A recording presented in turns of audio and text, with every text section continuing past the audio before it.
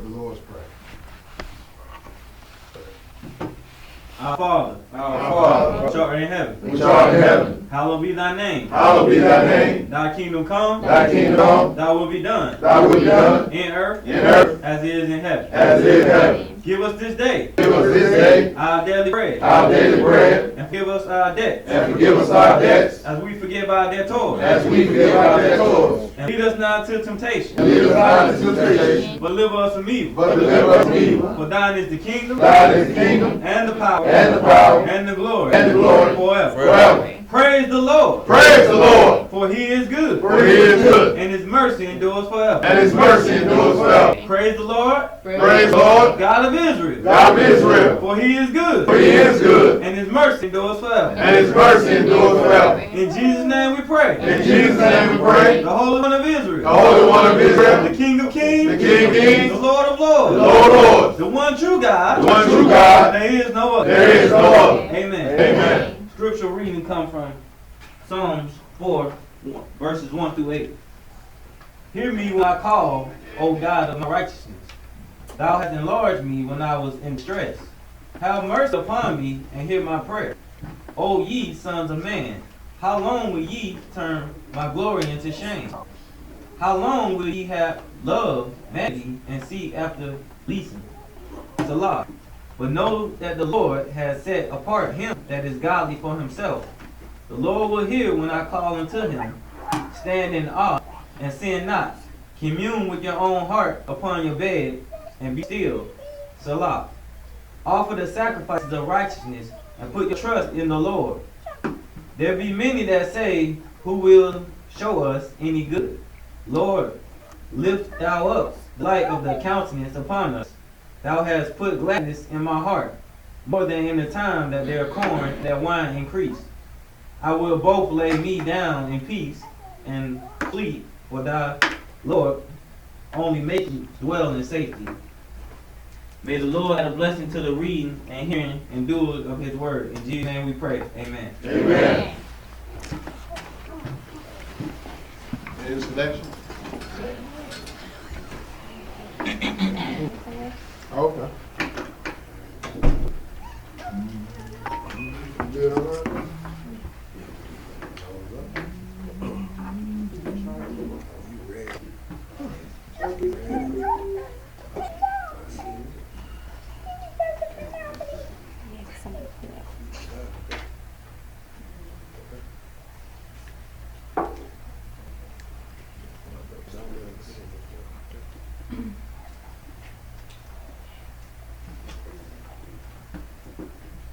Without a college degree, I was just fighting an uphill battle.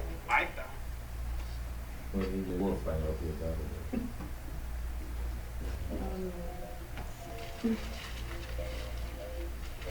Thank you, thank you, thank you, thank you, thank you, thank you. Thank you, Lord. Thank you, Lord, for a brand new day. Thank you, Lord, for this day of rest. Thank you, yes, thank you, Jesus. Thank you, Lord, for a brand new day. Thank you, Lord, for this day of rest. Thank you, yes, thank you, Jesus. Woo! It's Friday, yeah, birthday. Time for us to get ready. 'Cause tonight we'll all be tempted. Who's going out? Who's resting? Is real. We resting with the most lights and investment. An investment, a commitment. Aren't you glad that you made it? So we just wanna say thank you, Lord, for a brand new day. Thank you, Lord, for another chance. Thank you, yes, thank you, Jesus. Every day is a battle, but we going uphill. No matter the cost, we'll give our all to the most high. Thank you for the mercy gift. Thank you for letting us live. Could have been dead some time ago. Oh, time ago. Oh, time ago. Oh, didn't think like that. Well, we in one Jacob's trouble, ready to let let the world go. 'Cause now or never, and at the end of the week, we're here to say, thank you, Lord, for the Sabbath day. Thank you, Lord, for each day. Thank you, Lord, for loving man, forever strong to be righteous in your eyes, yes in your eyes. Yes, about the world's life, the world's life, the world's life. Thank you, Lord, for the truth. Thank you, Lord, for the proof. We know who we are, and it's all because of you. All because of you. Thank you, Lord. Thank you, Lord. Thank you, Lord. Thank you, Lord, for a brand new day. Thank you, Lord, for this day of rest. Thank you, Lord, for the Sabbath day. Thank you, Lord, for loving me and loving me and thank you, Lord. Thank you, Lord.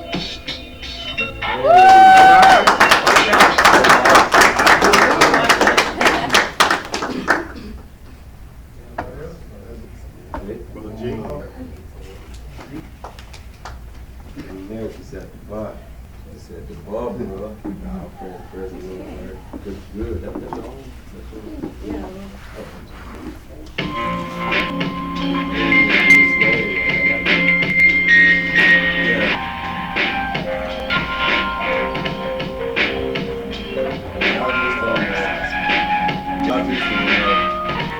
Y'all just don't know. The world is so cold.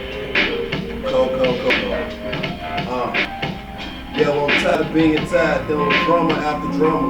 Living a less than prosper like Pokemon, they constantly evolve to something that can hit my hands. At this wrong reason, what I understand is like my purpose is dead. But I won't give in, I know how it's battle. And y'all got doormats on me to make excuses.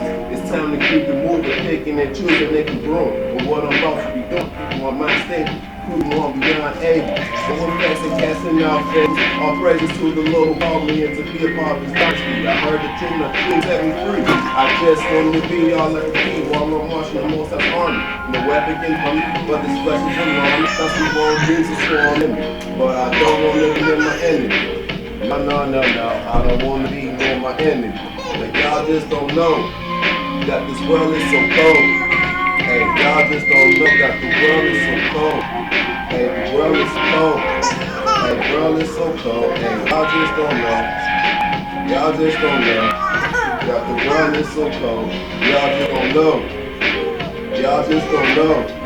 Hey, so many lost in the anguish that the pain has enslaved them. Lord, give me the words to save them. Amen. I'm a chase man. That came a long way from way back when somebody loved somebody, and that became the best of friends. I don't get that degeneration. Hatred comes from being famous. Like that's the only way for entertainment. It's sickening to see the downplaying on the black nation. Degrade our culture and embrace incarceration. Our desperation makes their payments while we fight for reparation. Our lines is equal laws annihilation. That's a great proclamation. I'm just waiting. The one on the throne who wants to send us smacky crimes will cross crucial down. So you need to calm down and repent before the Lord comes down and rolls beyond your comprehension.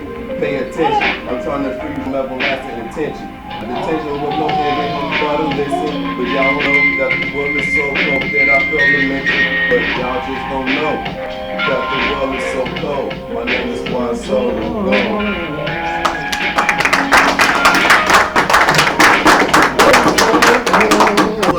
I can jump on your track, jump on y'all track. There you go. There you go. Happy Sabbath, family. Happy Sabbath. You know, it's good to see everybody get their gifts in. That's what's up. So, you know, love this on my heart. He said, you know what, sometimes you gotta do a medley. So my medley goes like this. When I was a young man, I was trying to find my way. Lord, when I looked up in the sky, Lord, family been with us every day. And he said to me, I'm your creator, Alpha and Omega, the beginning and the end. And I said to him,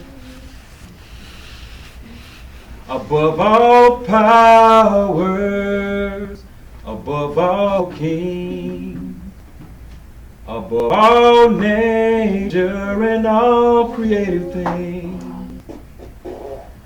above all wisdom and all the ways of man. You were here before the world began. When I was a young man, I was trying to find my way. Oh, when I looked around, Lord, you've been with me every day. And he said to me, if you are a friend of the world, you become an enemy of mine. I'm the way, the truth, and the light. And I said to him, I just can't give up now. And nobody told me that this road would be easy. And I don't believe he brought me this far to leave me. You see, when I was a young man, I was trying to find a way. Lord, when I looked up in the sky, Lord, He's been with me every day. And He said to me, love me with all your heart. Man's heart is wicked, who should know it? And I said to him, there's no one like you, and no one else could search my heart like you do.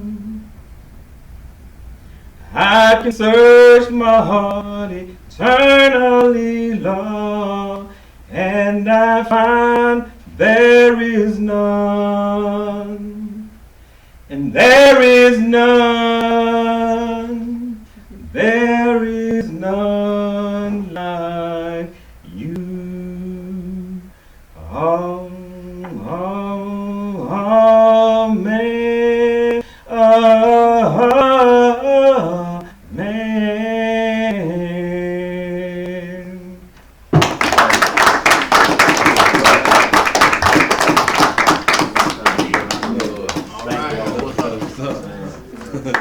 I miss my family. Yes, you too, brother.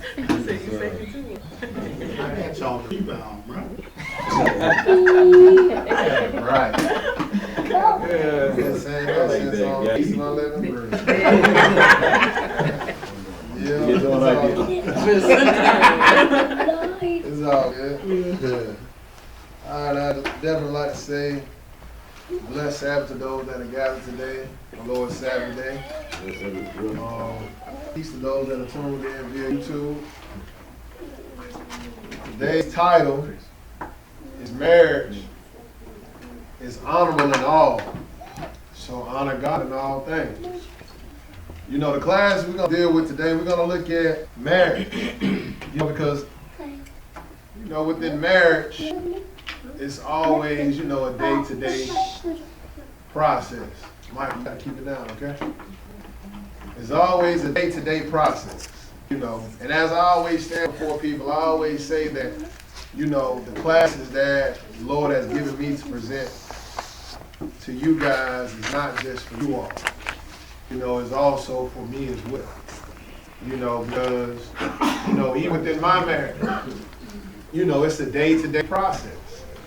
So we can't just make it seem, or I can't just make it seem as if like, it's a day-to-day process for you guys and not for me. Nah, it's within marriage itself. And understanding that marriage is a covenant. It's a covenant that you take all the way to the grave. We're going to see that the same covenant that we make between man and woman, God made with the nation of Israel. And when you look inside of the Bible, you look at how Israel being the nation was a bride unto God. So even when Israel entered into this covenant with God, God didn't break his covenant, but Israel broke their end of the stick. So now, according to the book of Ezekiel, you have the valley of the dry bones. Israel waking back up, turning into the Lord. What we're going to see is that all of that has the same affiliation with a man and a woman in a covenant or an agreement that we call marriage. And we're going to look at that, hey, in this marriage, it's a vow. So don't get in the midst of this vow that you made and feel as if like, oh, you know what, we didn't go before the magistrate. We didn't go before the principalities or the judges or things to that effect. So this marriage really isn't valid. Nah, because we're going to see even in the, Ecclesiastic, it tell you that, don't feel as if like, your words wasn't true, or better yet, they wasn't valid, and you didn't mean the words that you made. Nah, because you have angels about you recording. These vows that you make, like, I don't know your vows, only God knows. So in other words, he's the one that knows the thoughts. So again, looking at vows, we're looking at how God married the nation of Israel. We're looking at how man married one another. Then we're going to also see your behavior. How not just the woman is supposed to conduct herself, but the man. He's supposed to conduct himself in a manner as well as being godly. Because understanding, when we're going to see in the very beginning what God took woman from man. And that's how the woman was established. But guess what? God had already put inside of the man what was needed or what was necessary to give it to the woman. So we're going to look at the class. We're going to, I ain't going to do too much long talking because, it's a class that I'm definitely going to learn from. So I pray that, we all get some understanding. So let's go ahead and open it up in Numbers. We're going to open it up in Numbers chapter 30. Numbers chapter 30, we're going to take a look at vows. Because, vows, they are truly words. We make vows to our company. We make vows to our, cable people, to our landlords, to the mortgage companies. Yeah, we make vows that, we're going to have X, Y, and Z on the first of the month. Sometimes circumstances take place where you're not able to uphold your end of the vow. Well, that vow is with man, but what we finna look at is when you vow to God, you better pay up. Alright? So let's look at Numbers chapter 30, and we're going to pick it up at verse 1. Numbers chapter 30, and pick it up at verse 1. When you get it, go ahead and read it, bro. And Moses spake unto the heads of the tribes concerning the children of Israel, saying, This is the thing which the Lord hath commanded. Go ahead. If a man vow a vow to the Lord, or swear an oath to bind his soul with a bond, he shall not break his word. He shall do according to all that proceedeth out of his mouth. You see that? Like the man, when, he vow to the Lord, what? He has to do every word that proceeded out of his mouth. See, the beauty of, how God has established the man is that, guess what? He can break the vow of a woman. If you read this chapter, it will actually tell you is that, the man has the power to break the vow of a woman. But guess what? The man can't break his vow. Whatever you put your mouth into concerning God, you got to uphold your end of the bargain. So we see that what? In verse 2 it says, if a man vow a vow to the Lord and swear an oath to bind his soul. So that's even within marriage. You have swear that, hey, you know what? This is the woman I'm going to be with till death do us part. That's that. We're not even going to touch until, adding on to wives. Nah. Because even inside the Bible, we can see is that was a custom. Or that was something that took place with the forefathers. God wasn't against it. But that's not what we're dealing with. We're dealing with the covenant between a man and a woman. And we see is that what? A vow is what takes place. See, sex doesn't constitute marriage. A vow or words being exchanged, and then both parties agreeing is what constitutes the marriage. Then you proceed forth and, what we use the modern day term with honeymoon. You go on and you fulfill the duties between a man and a woman, and that's what kind of seals the deal. But the words that was exchanged is the covenant. So we see is that what? The Lord said, He shall not break his word. He shall do according to all that proceed out of his mouth. Let's go into Ecclesiastes chapter 5. Because we could have kept reading, and it, would have talked about, when a woman is in her father's house, and if she vow a vow, the father can come in, if he heard the vow, and disannul it. Or better yet, the wife, if she vow a vow, and her husband here, he can disannul it, or he can allow it to proceed forward. We could have read that. But what we're looking at is the man that was made in the image of God. That's what we're dealing with, because the man is the one that sets the tone. The man is the one that God is going to deal with. That's why when the Lord comes back, you're going to see that what? A man is going to be damn near extinct.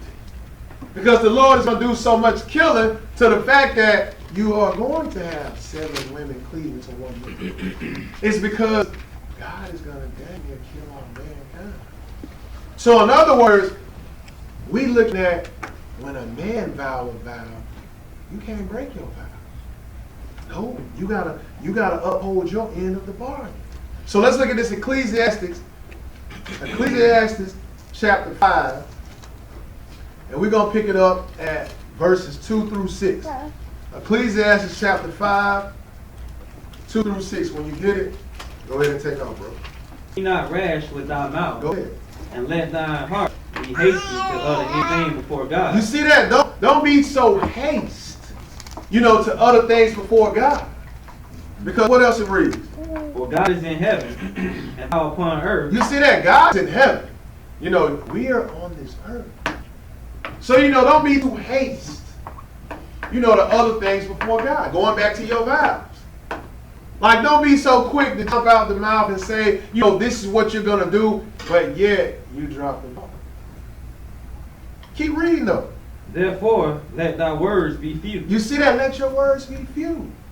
Certain things don't necessarily have to be vowed unto God. Just do it. But what we're looking at is this marriage is that what? This is a covenant that man and woman go in agreement on, and that's it. There's no backpedaling up out of this covenant. So he says that what? Verse 2 at the bottom of it says, therefore let thy words be few. What does it say in verse 3? For a dream cometh through the multitude of business, and a fool's voice is known by multitude of words. You see that? A fool's voice is known by the multitude of words. Because what? You the fool if you feel as if like, you utter words before God, but yet you're not upholding your words.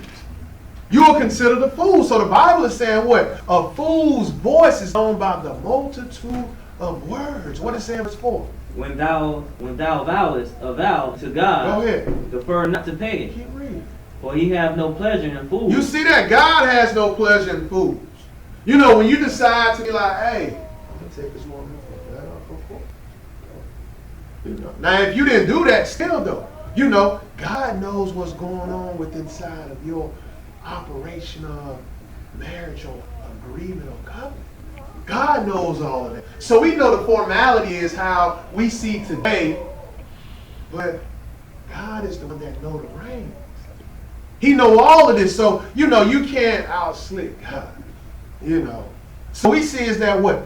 It says when thou vows a vow unto God, defer not to pay. Because what? He has no pleasure in fools.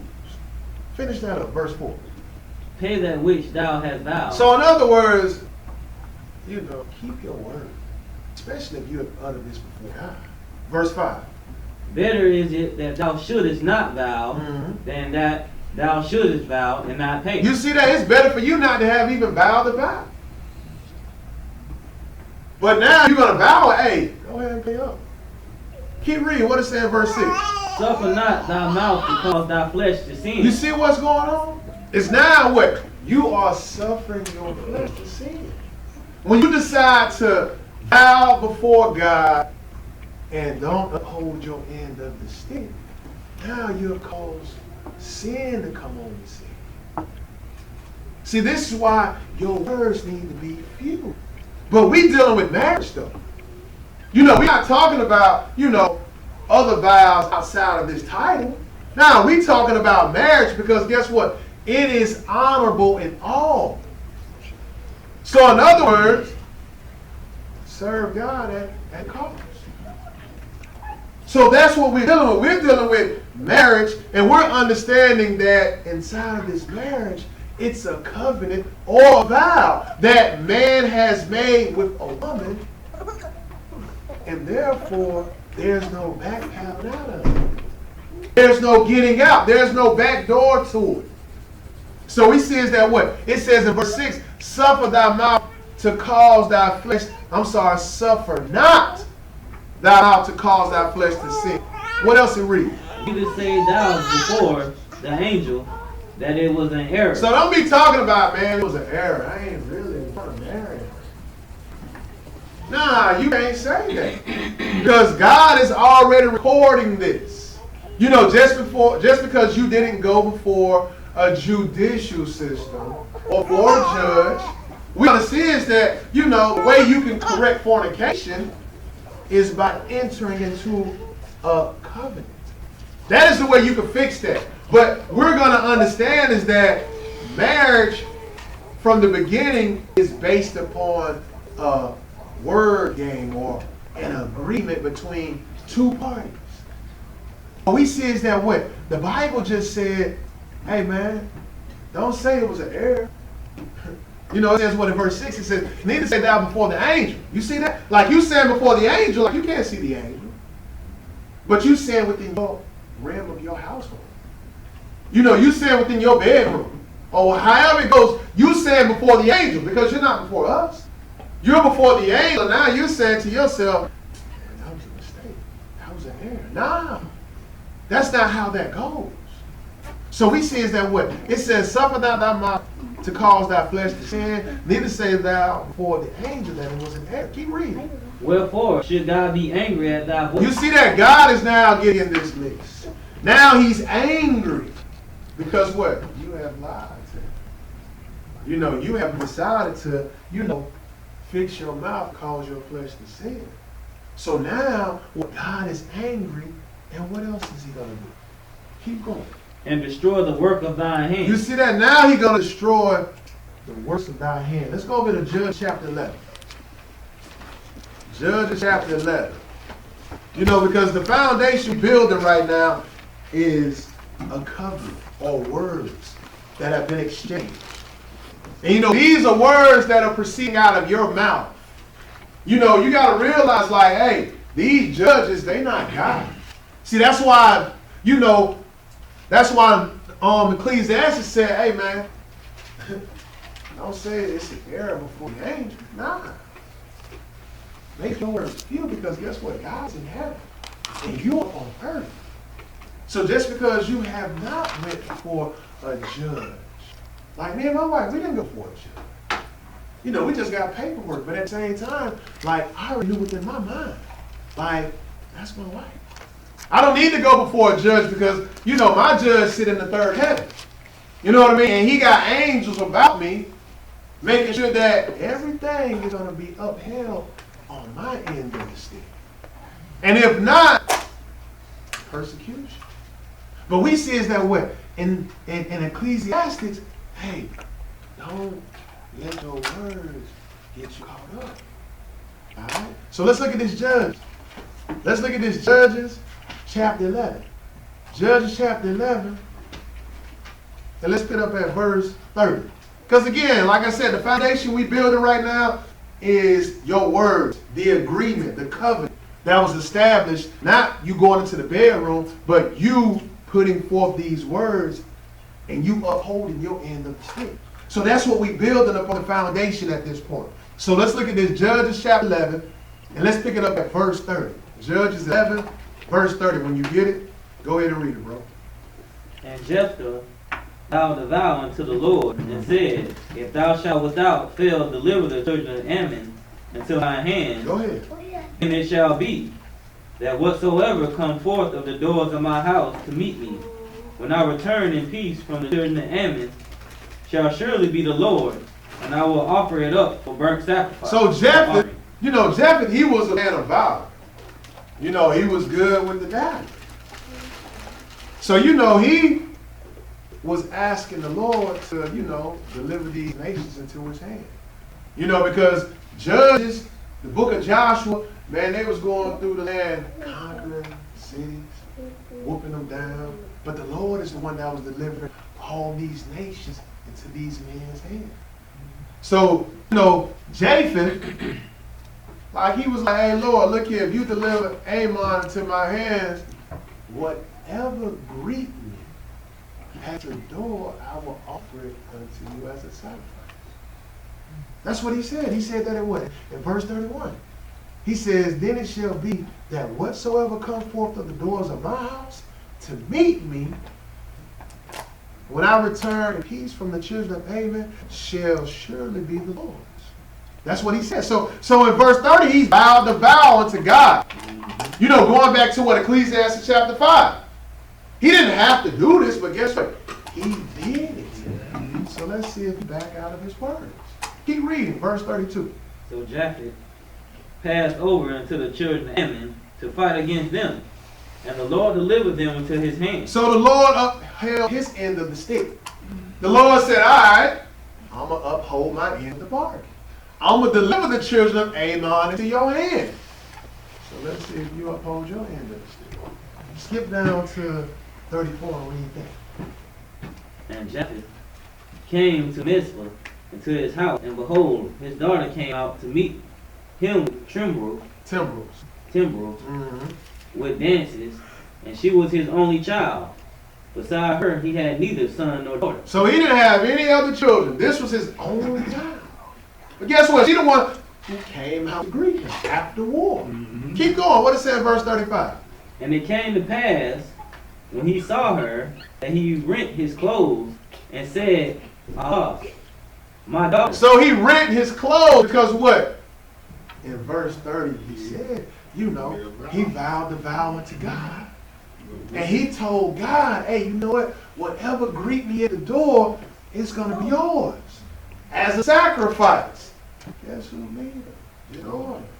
Let's see it back out. Keep going. Thou hast brought me very low. So you have brought me very low. Keep going. And thou art one of them that trouble me. Go ahead. For I have opened my mouth unto the Lord, and I cannot go back. He can't go back, brothers and sisters.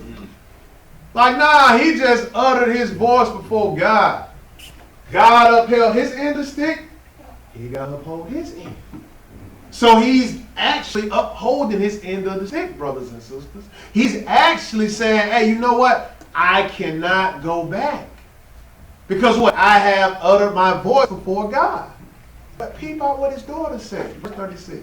And she said unto him, my father, if thou hast opened thy mouth unto the Lord, do to me according to that which have proceeded out of thy mouth. You see that? Even she, got some kind of wisdom. She didn't just be like, well, man, God, shoot, my dad, he got to take a different course.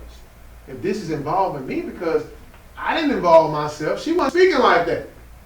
She was just like, hey, Dad, whatever came forth out of your mouth, do what you are supposed to do. Keep reading, though. For as much as the Lord hath taken vengeance. You see that? Go ahead. I'm sorry. Keep going. For thee of thine enemies, even of the children of Ammon. So she already knew that, hey, the Lord delivered the children of Ammon into your hand. So guess what? Whatever you vowed unto God, hey, go ahead and do for what you are supposed to do. She didn't back out because when you read this, she knew what had taken place, and she went to bewail her virginity, in the mountains for 2 months. Because she knew that what? She had to die.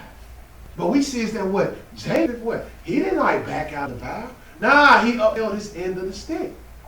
He kept his word, and his word, what? Caused the death of his daughter. But even what? Solomon said, hey man, let your words be a few. But we dealing with marriage. We're not dealing again with anything outside of this marriage. Because we understand is that, yes, sex does not constitute marriage, but guess what? If you have laid with the woman, hey, there's ways to fix it. And we seeing that, according to the Bible, you can go into an agreement. Or you can withstand yourself from sin. But we see that what? Japheth, he uphold his end of the bargain. That's what we just read, right? Let's go over to Genesis chapter 2. Let's look at this marriage now, because you know, like I said, we have set the foundation, and the foundation, you know, that we set is that, you know, your vows are words that, you know, don't be too hasty to utter before God. We finished that up, didn't we? Okay, so let's go over to Genesis chapter 2, and let's take a look at the first marriage in the Bible.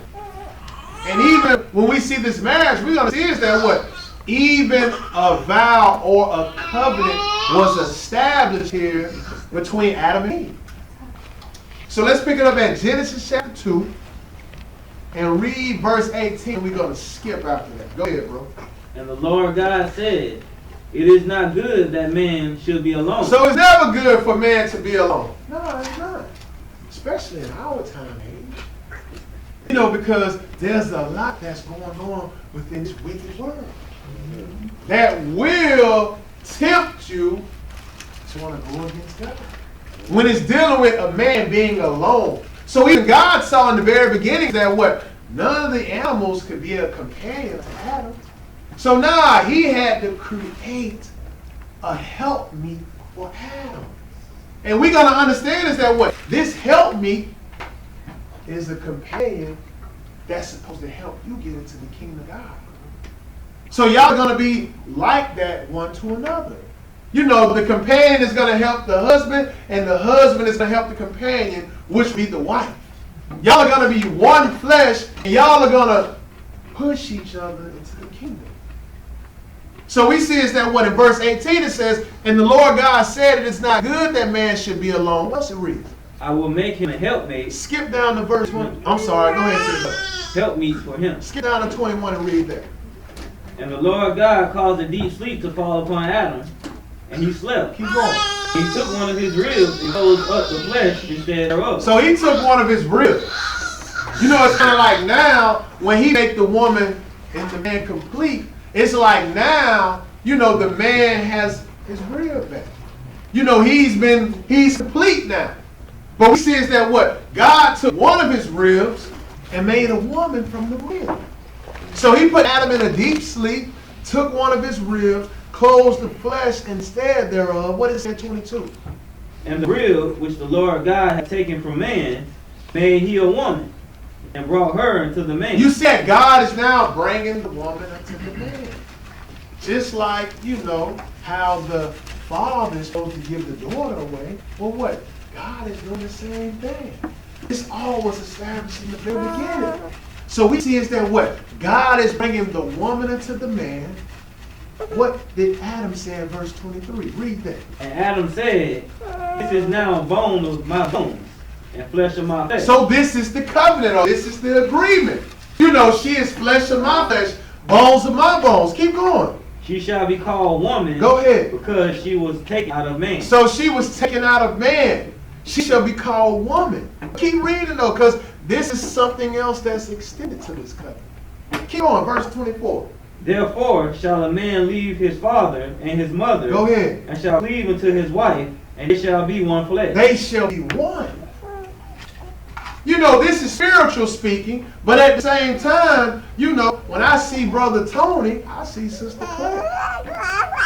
You know, when I see Jay, I see Lexi. That's just how it is. You know, so far with Vince, even with Julius. You know, I see Ashley when I see Julie. So in other words, they are one. May not be on the same accord, but at the same time, they are one.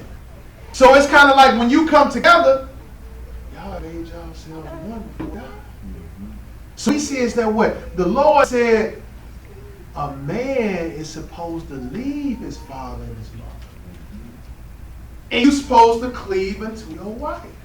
And y'all are going to become one. The Lord established your marriage right here in Genesis chapter 2.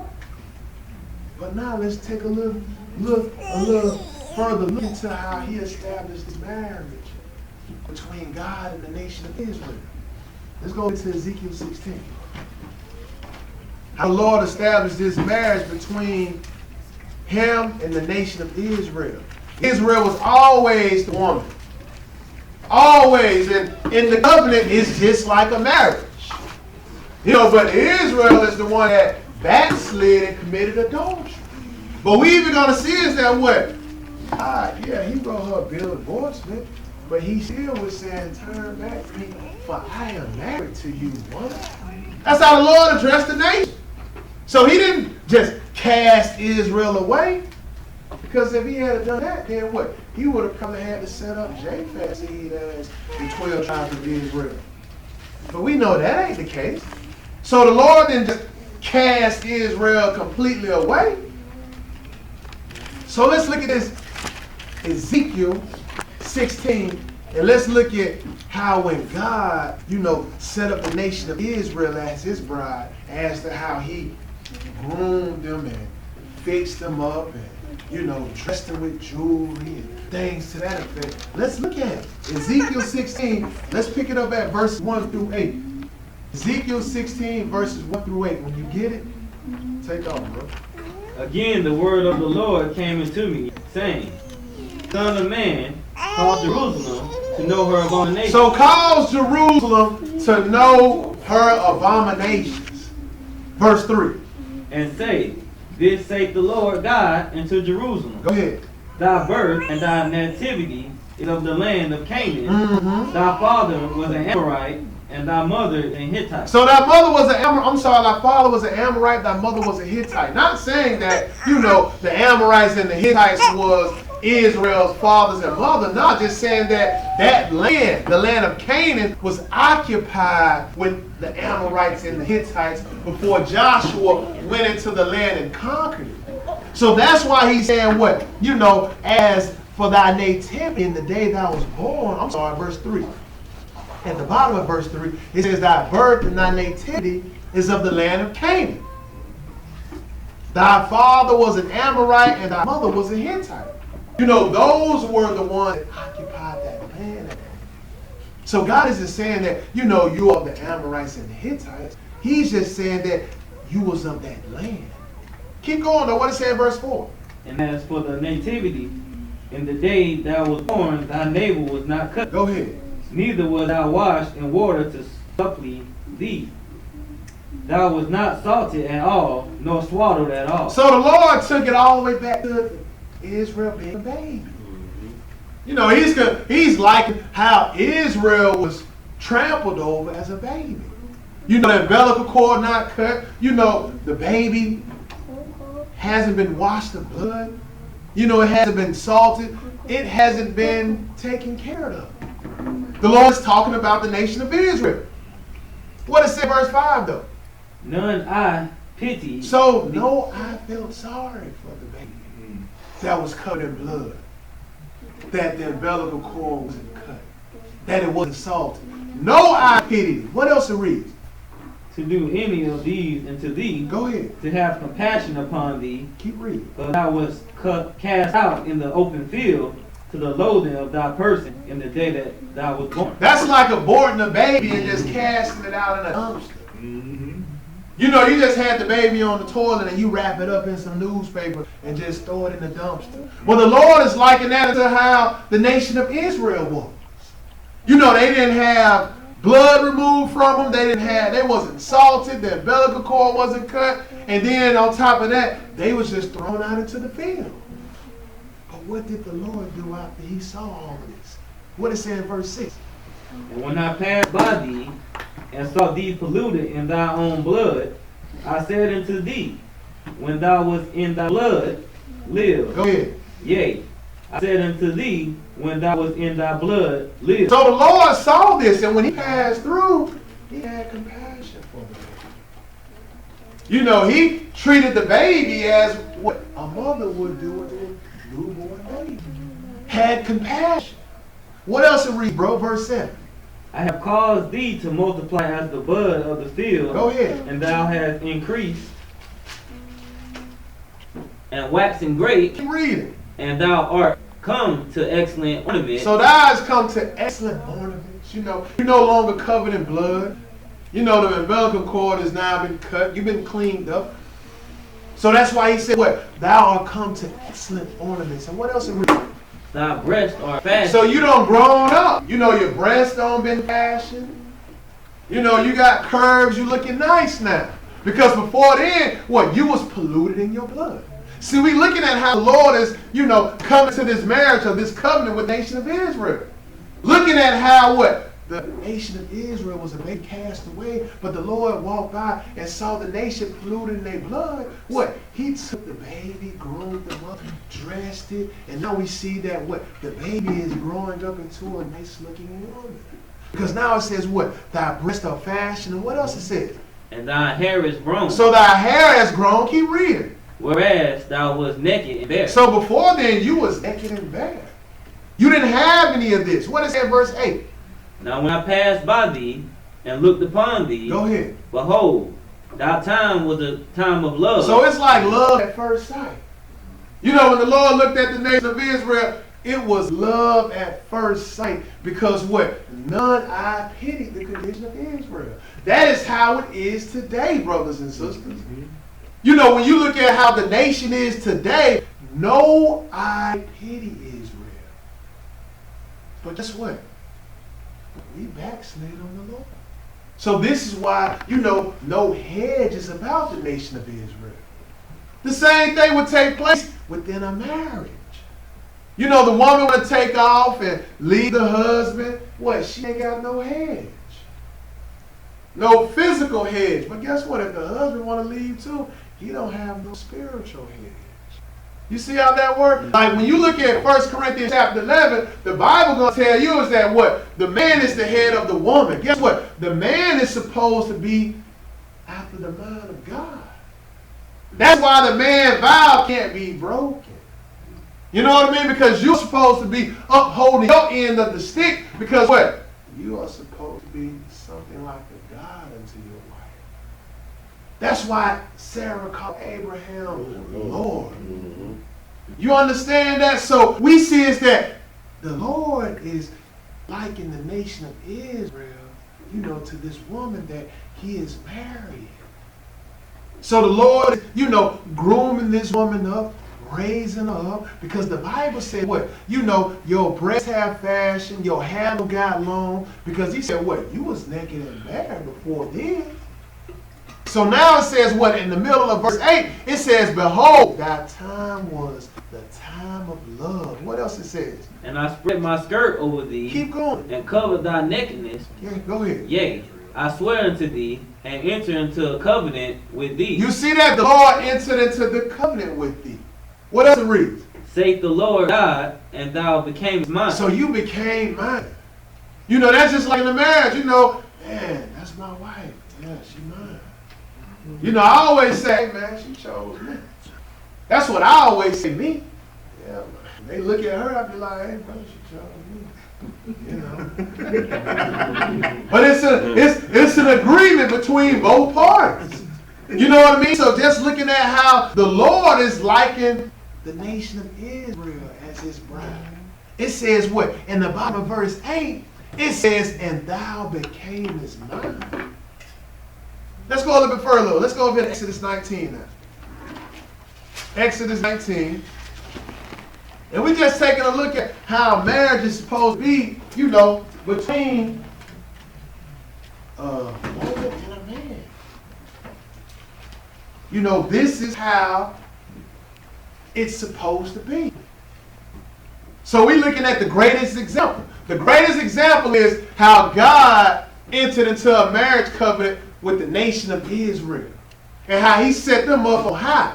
So let's look at it some more. Exodus 19, and let's pick it up at verse 1. Exodus 19 and verse 1. When you get it, go ahead and take off, bro. In the 3rd month, when the children of Israel were gone forth out of the land of Egypt, the same day came they into the wilderness of Sinai, for they were departed from Rephidim, and were come to the desert of Sinai, and had pitched in the wilderness, and there Israel camped before the mount. So this Israel coming out of Egypt, they went into the wilderness first. They didn't just go straight into the land. They went into the wilderness first. Keep going though. What it say in verse 3?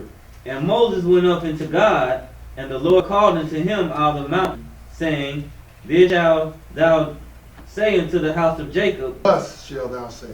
Thus shalt thou say to the house of Jacob, and tell the children of Israel, Ye have seen what I did to the Egyptians, Go ahead. I'm sorry, go ahead. And how I bear you on the eagle's wings And then what? and brought you into myself. You see that? I bet you on eagle's wing, and I brought you unto me. You know, we saw in Ezekiel when he said, you were mine. So now we're looking at how the Lord is the one that did all of this, brought Israel through the Red Sea, brought them into the wilderness. Now he's bringing them into him. You know, and setting them up to be his nation. That's why he said what? It was love at first sight, and they went into this covenant. We looking at the covenant. So we see is that what it says in verse 4, ye have seen what I did to the Egyptians, and how I bare you on eagle's wings and brought you unto myself. What is in verse 5? Now therefore, if ye will obey my voice indeed, Go ahead. and keep my covenant, Keep reading. then you shall be a peculiar treasure unto me above all people. Go ahead. For all the earth is mine. See that? The Lord said, keep my covenant. See, let's understand is that this marriage is a covenant, brothers and sisters. It's a covenant that you guys got to be obedient one to another. You know, it's always a building process within marriage. It truly is. You know, years and years from now, it gets to the point where, like, you know, whatever it is you are addressing or saying to your wife, that's just that. And it's done with. You know, it ain't no going backwards and forth. You know, I said this or, nah, it's as you continue to increase in wisdom and knowledge, this is how the wife will operate based upon how the husband is operating. But guess what? The Bible says, work out thy own salvation and be in trembling. Right. So understand is that, okay, the husband might be operating on godliness. Guess what? If the wife isn't, the Lord going to deal with her. On the flip side, if the wife is operating on godliness and the husband isn't, the Lord is going to deal with him. Because we understand it is that everybody has to work out their own salvation. But according to Genesis chapter 2, what? We supposed to be helping each other get into the kingdom. That's our common goal that we all are trying to uphold at the end of this walk. So we see that what? In Exodus 19, in verse 5, the Lord said, guess what? If you obey my voice indeed, keep my covenant, then you shall be a peculiar treasure. Above all. What it say in verse 6? And you shall be unto me a kingdom of priests. Go ahead. And a holy nation. These are the words which thou shalt speak unto the children of Israel. Go ahead. And Moses came and called for the elders of the people, and laid before their faces all these words which the Lord commanded him. Keep going. And all the people answered together and said, all that the Lord has spoken, we will do. You see that? It's kind of like, I do. You know, the same thing you did with your baptism. You say that to the Lord, so what make you think, you know, you say that to your wife, things can change. No, they can't change. You know, because if you say you do to the Lord, you saying the same thing to your wife. I do. So there's no change in that. That's all the way to death, just like your baptism. And you all the way to death with wrong with the Lord. It's the same exact principle. So we see is that, guess what the nation of Israel did? They fixed their mouth to say, all the words that you have spoken, Lord, we will do. Let's go and look at it being simple. Let's go over to Exodus 24. No, you do. Let's go over to Exodus 24. That's what we was dealing with, looking at words. You know, because we saw the vow or the covenant is words being uttered before God. So the nation of Israel, they said, he will do it. That's what they said. So let's look at Exodus 24. And let's pick it up at verse 1. Exodus 24 and verse 1. Looking at the same conversation from Exodus 19. Because in Exodus 19, the Lord told Moses to come up here to the mountain. Now he finna tell Moses the same thing, but he finna add what? 70 souls with Moses. So the same conversation. Exodus 24, pick it up at verse 1. Go ahead. And he said unto Moses, come up unto the Lord. Go ahead. Thou and Aaron, Nadab, and Abihu, and 70 of the elders of Israel, and worship ye far off. You see that? He included 74 people. But Moses is the one that's going to come up. That's why he said, and worship ye afar off. Nadab, Aaron, and Abihu, and 70 of the elders. Hey, y'all worship afar off. Because what he said in verse 2? And Moses alone shall come near the Lord, Go ahead. but they shall not come near, neither shall the people go up with him. Verse 3. And Moses came and told the people all the words of the Lord, Go ahead. and all the judgments, and all the people answered with one voice, and said, all the words which the Lord has said we will do. So they said, we will do it. This is the nation of Israel coming into this marriage agreement with God. So we see is that what? The Lord said, hey, you know what? I'm going to lay before you all the judgments. And all the people answered with one voice. We will do it. What is that verse 4? And Moses wrote all the words of the Lord, and rose up early in the morning, and builded an altar under the hill, and 12 pillars according to the 12 tribes of Israel. Verse 5. And he sent young men of the children of Israel, which offered burnt offerings and sacrificed peace offerings of oxen unto the Lord. So they're sacrificing offerings unto the Lord. Peace offerings, burnt offerings. They want all of this into the Lord because what? They finna seal this deal with blood. See, this is what goes on, with your honeymoon. You have agreed, so you've made words with your mouth. So now y'all done came into this covenant. Now, you go into the honeymoon, and y'all now exchange bodily fluids or blood. That's what's going on right here. So the Bible is clearly letting you know is that what? God married Israel, and he's doing it through the same formality as to how, we are supposed to do with the physical woman that we decide to go into this covenant with. So we see is that what? It says in verse 4, it says, and Moses wrote all the words of the Lord, rose early in the morning, and built an altar under the hill, 12 pillars according to the 12 tribes. Read verse 6. Go ahead. And Moses took half of the blood and put it in basins, and half of the blood he sprinkled on the altar. Go ahead. And he took the book of the covenant and read in the audience of the people. And they said, all that the Lord has said we will do, and be obedient. So y'all agreed. The Lord took the nation of Israel. They agreed. The husband and the wife, y'all do the same like manner. Keep going though, verse 8. And Moses took the blood and sprinkled it on the people, and said, behold, the blood of the covenant. The blood of the covenant. This was a blood covenant that God entered in with the nation of Israel. So he said, well, behold, the blood of the covenant. Go ahead. Which the Lord hath made with you concerning all these words. Let's go over to Jeremiah chapter 3. Let's look at how Israel, they backpedaled on their words. And that's why the nation of Israel is being whooped down. As a whole, today, this is why so much hell is going on with the nation of Israel. But even when you look inside of your household with your marriage, if it's not going accordingly, it's because you might not be doing something you ain't supposed to be doing. As to why, it's always friction. And I'm speaking on myself as well. Like, I don't just have my marriage all the way fully 100% together because, it's a building process. But I'm willing to build. See, that's the thing. The Bible said, well, a wise man take counsel. That's a wise person. So, hey, my counseling is right here. If my behavior ain't operating on the platform as to how it's supposed to be within my covenant between me and my wife, then my counsel is the Lord. And this is how, I'm going to be convicted. So let's go and look at how Israel, they turned back from God. They turned back from God. Let's see, by them turning back from God, did the Lord just say, you know what? I'm going to create another nation and make a covenant with them. Because that's not how it goes. That's not how it operates within, a marriage. Let's look at it. Jeremiah chapter 3, pick it up at verse 1. 1 through 3, and we're going to skip. Go ahead and read it, bro.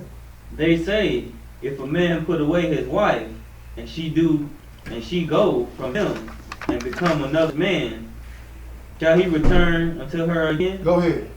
shall not that land be greatly polluted? That land is going to be greatly polluted. You know, that's a rhetorical question because the answer is no. You know, if you put your wife away, she gonna go to another man, and she leave that man. You gonna take her back? That's gonna be greatly polluted. That's what the Lord is saying. Keep going though. But thou hast played the harlot with many lovers. Go ahead. Yet return again to me, saith the Lord. You see how merciful the Lord is, the God that we serve? You know, he said, guess what? You have played the harlot with many lovers. You know, you have went up on the hilltop worshiping all kind of gods. But the Lord still said, hey, return unto me. That's the same thing within a marriage. You know, we're going to see is that the only way a woman can be put away unless she commit fornication. But guess what? You don't necessarily have to put her away. That just gives you the grounds, but you don't have to. Because we see God didn't do it. You know, that's how the greatest example of mercy is that God said what? Shall not the land be greatly polluted, but thou hast played the harlot with many lovers. Yet return again to me, saith the Lord. Verse 2. Lift up thine eyes into the high places, and see where thou hast not been lying with. Go ahead. In the ways hast thou sat for them, as the Arabian in the wilderness. Go ahead. And thou hast polluted the land with thy whoredoms and with thy wickedness. So the Lord is like, man, you set yourself up for these other guys, man. You know, you have played the harlot with many of them. That's why he said, what? Thou hast polluted the land with thy whoredoms and with thy wickedness. What it say in verse 3 though? Therefore, the showers have withholden, and there have been no later rain. Go ahead. And thou hast a whore's forehead, thou refusest to be ashamed. So the Lord said, man, you got a whore's forehead. That's how the Lord is liking the nation of Israel as, you know, a nation that we saw him going into an agreement with, established a covenant, but guess what? They backpedaled on their words. They went on the hilltop playing the harlot with many false gods. And the Lord said, hey, you know what? You got a whore's forehead. Skip down to verse 7 and read that. And I said, after she had done all these things, turn thou unto me. But she returned not. And her treacherous sister Judah saw it. You see that? Like the Lord said, after you've done all of this, return to me. But the nation of Israel didn't. Even Judah, that treacherous sister. Because what? She got a whore's forehead. So we just looking at the foundation. We still building, and we looking at what? We understand what the vow is. We see now what God is established this marriage covenant with the nation of Israel. So we're going to go from God to now looking at man. But what we're looking at is the mercifulness of God. And we see that what? God didn't cast Israel away. He said, return unto me. That's what he said. But he said, but she returned not. And her treacherous sister Judah saw it. What does it say in verse 8, bro?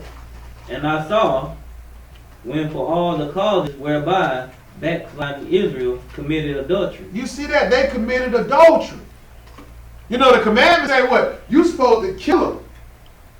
Both the husband and the wife. You know. But the Lord is like, what? He said, I saw when for all the cause whereby backsliding Israel committed adultery. And what's it says? I had put her away. Go ahead.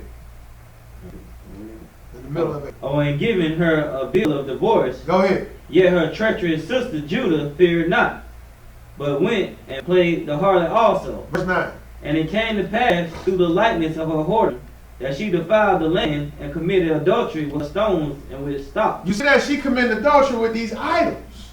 But the Lord's like, hey man, you know what? I have, given her a bill of divorce. It's like, the Lord want to cast away.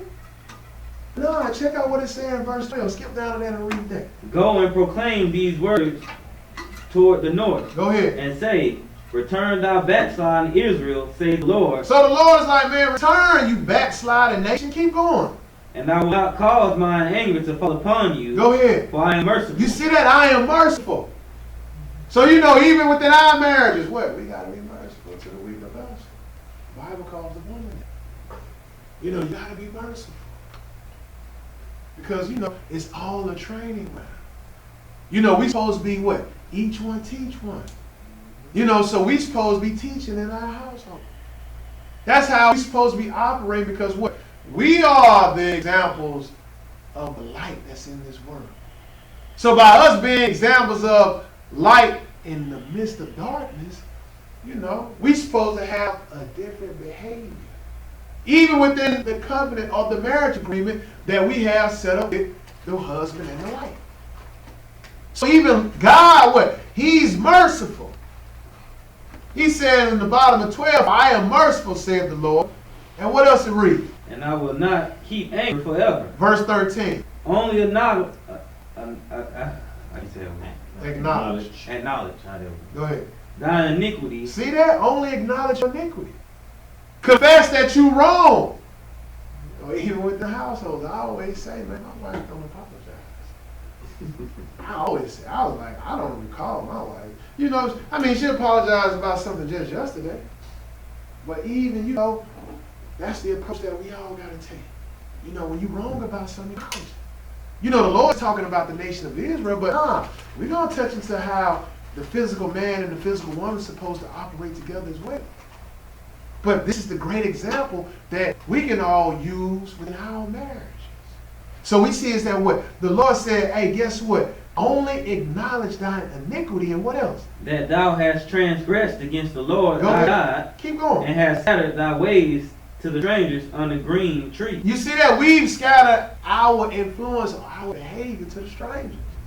You know, the Bible, what Jeremiah tell you that what? We are the ones that taught the wicked one their ways. So even, you know, the Lord is saying what? That has scattered thy ways to the strangers under every green tree.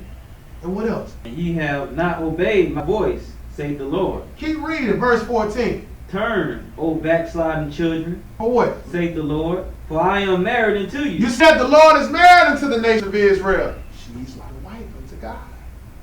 So he like return. Or turn, O backsliding children. Keep going though. And I will take you, one of a city, Go ahead. and two of a family, and I will bring you to Zion. You see that? Now we're going into something future. You know, now the Lord is like, hey, look here, man. If you turn unto me, what? I'm going to take you two of a family, and I will take you one of a city and two of a family, and I will bring you to Zion. And keep going. And I will give you pastors according to my heart, which shall feed you with knowledge and understanding. Skip down to 19 and read that. But I said, how shall I put thee among the children, and give thee a pleasant land, Go ahead. a goodly heritage of host of nations? And I said, thou shalt call me my father, and shalt not turn away from me. You see that? Like now you know he going to something in the future, but yeah, he said how, hey, you gonna call me your father now. You know, that's how we're gonna operate. What else it reads? Verse 20. Surely as a wife treacherously departeth from a husband, Go ahead. so have ye dealt treacherously with me, O house of Israel, saith the Lord. Verse 21.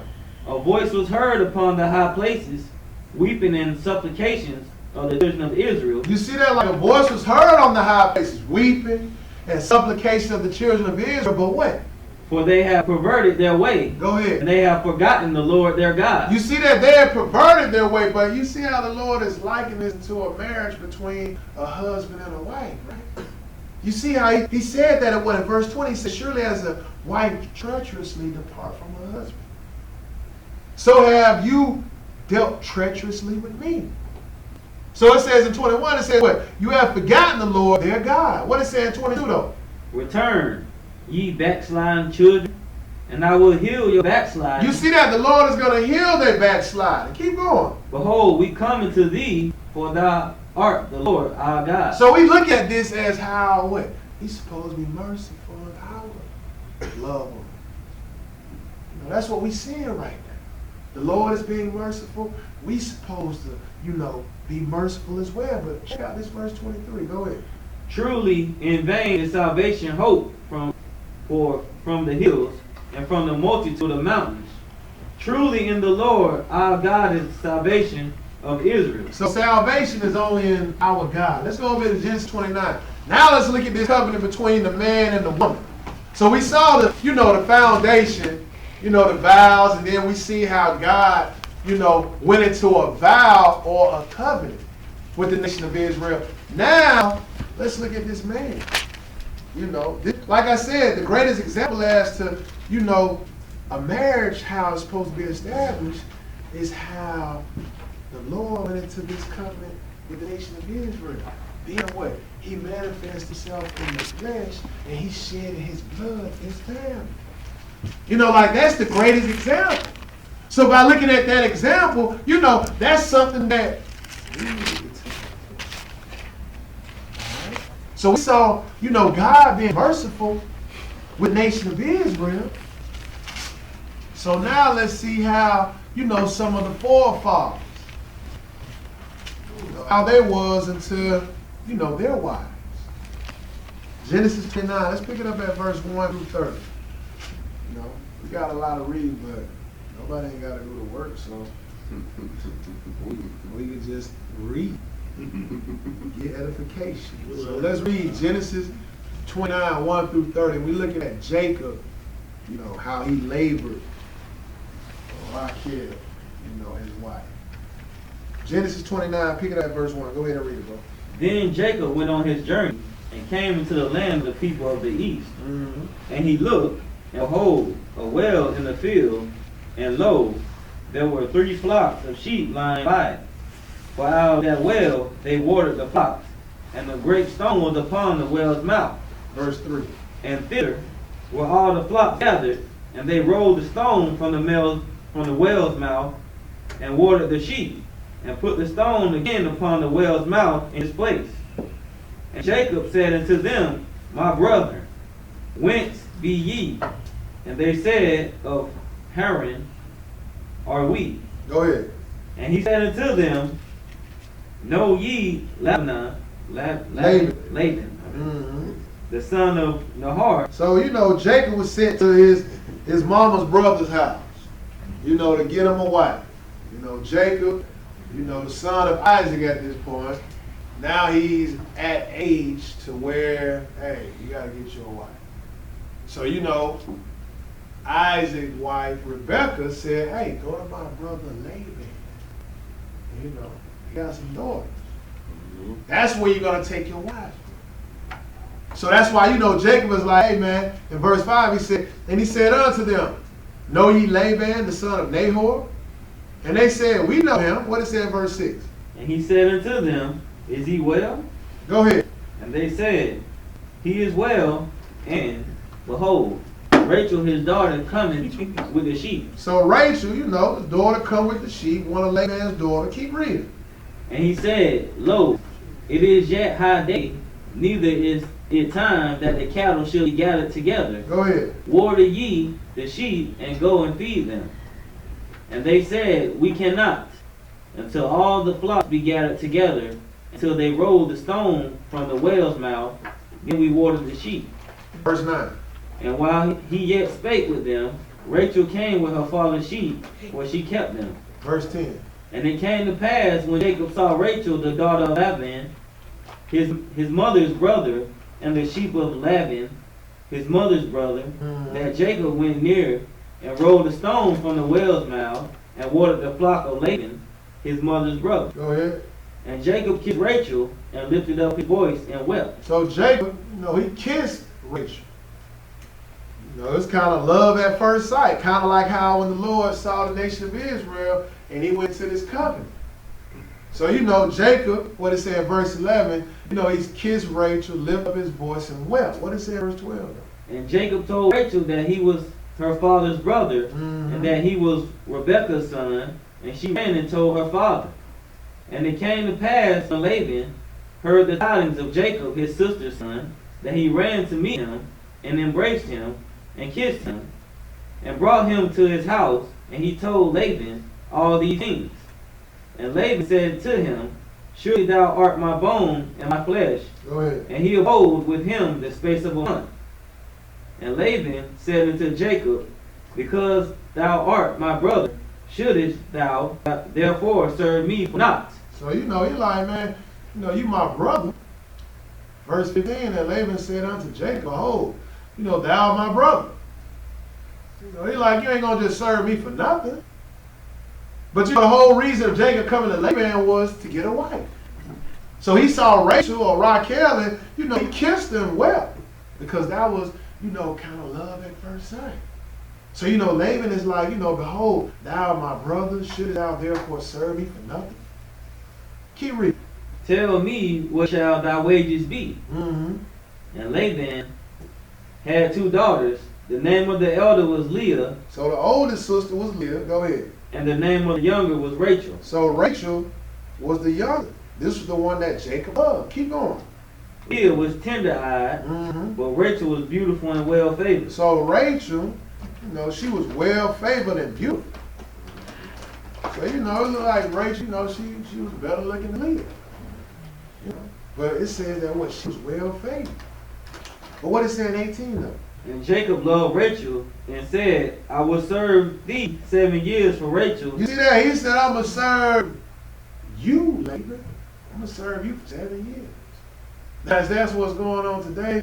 Nah, we so far from this.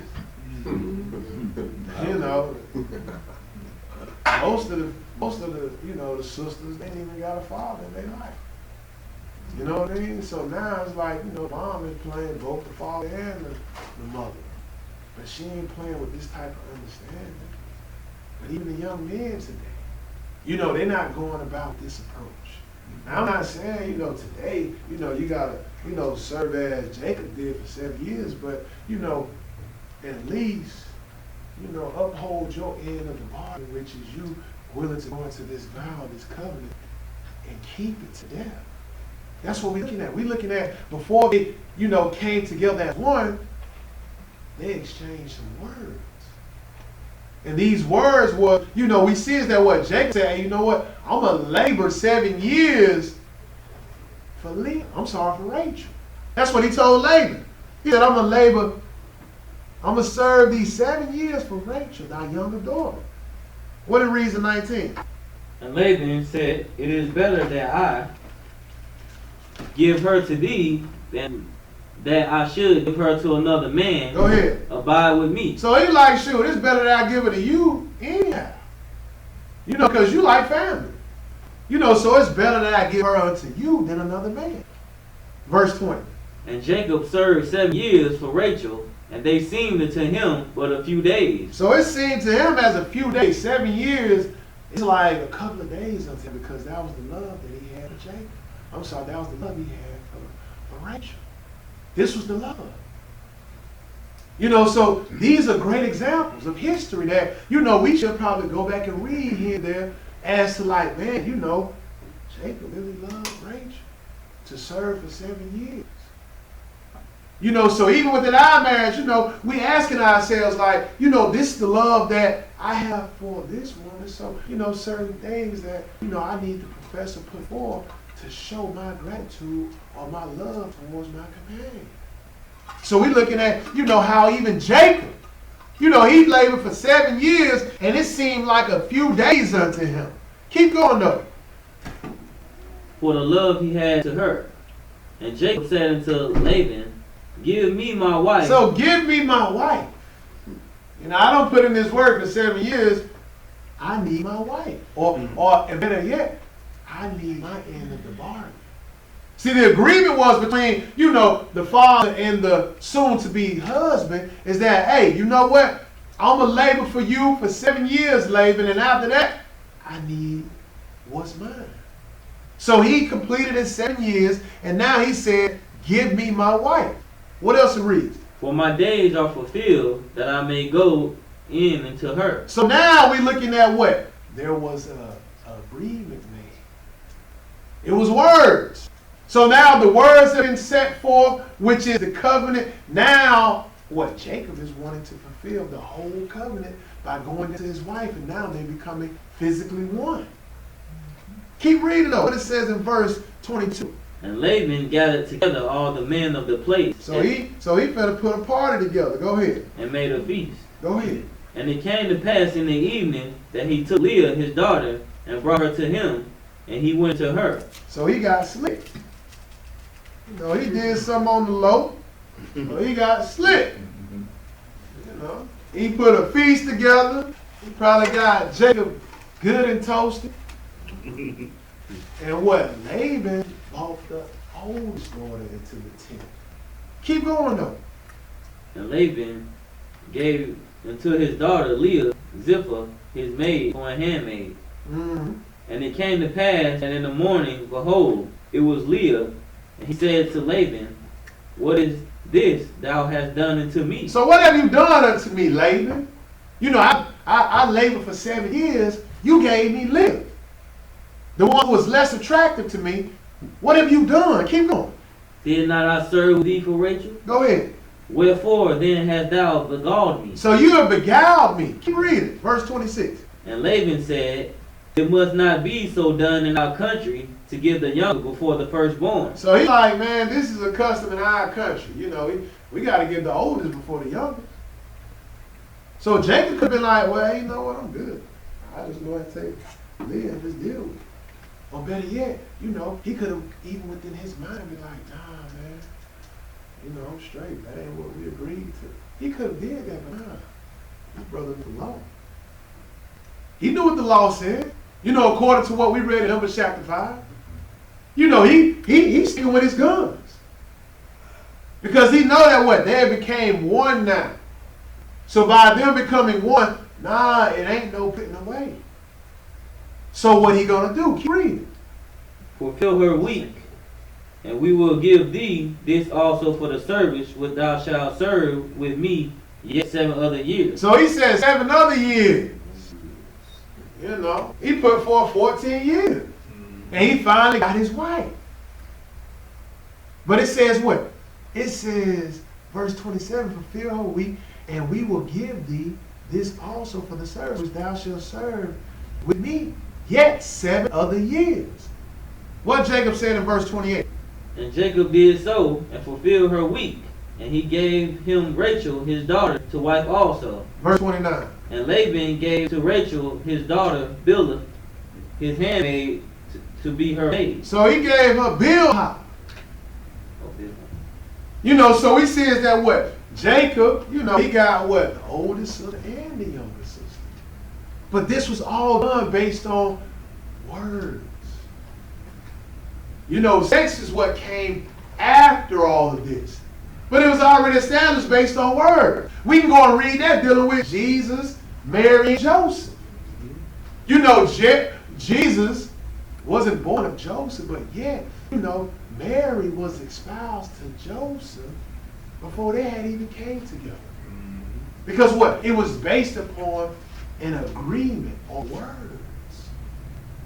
So we see is that even looking at the example with Jacob, we see is that what? Jacob went into this agreement, labored for 7 years, didn't get what he labored for out of the deal, then he turned around and labored 7 more years, and he got his wife. So he put in work. What it say in verse 30 though? And he went in also unto Rachel. Go ahead. And he loved also Rachel more than Leah, and served him yet 7 other years. So he went into Rachel, you know, and hey, that was his, both of them. But you know, this is written in the law now. You know, today now we can't go and get 2 sisters. Nah, because that's in the law. See, yeah, it was probably slim pickings back then. You know, as to why, you know, it was set up this way. But nah, you know, it was in the law now that, nah, you can't go out and, you know, get another sisters and you marry them both. Nah, that's in the law. So we see that, you know, the Bible is saying, hey, in verse 30, he went in also unto Rachel, and he loved also Rachel more than Leah. Let's go a little further though. Hey, you can go out there in the library if you want. You know, you can go out in the library and, you know, people might come in and, you know, see that. You know. But yeah, if you want to go, yeah, if you want to rest, you can go out in the library. That's what it's set up for. Let's go to Proverbs 18. Proverbs 18. Proverbs 18. And let's pick it up at verse 22. Proverbs 18 and 22. Because what we see is that, Jacob found him a wife. But it wasn't Jacob's doing. This was all operating on the Lord. So we even looking at what? Even when we look at Adam. The Lord brought Eve into Adam. This was all set up based upon the Lord. So look at even our time. When we got our wives, man, this is all based upon the Lord. Because the Lord told Adam, hey man, I suffer a man not to be alone.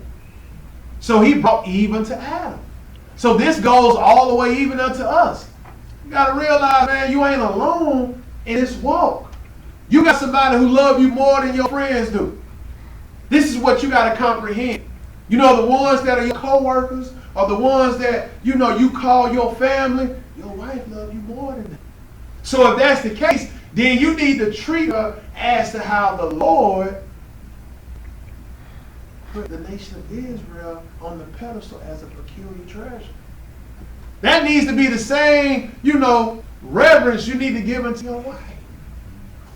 We better look at it. Check this out. Proverbs 18. Read one verse.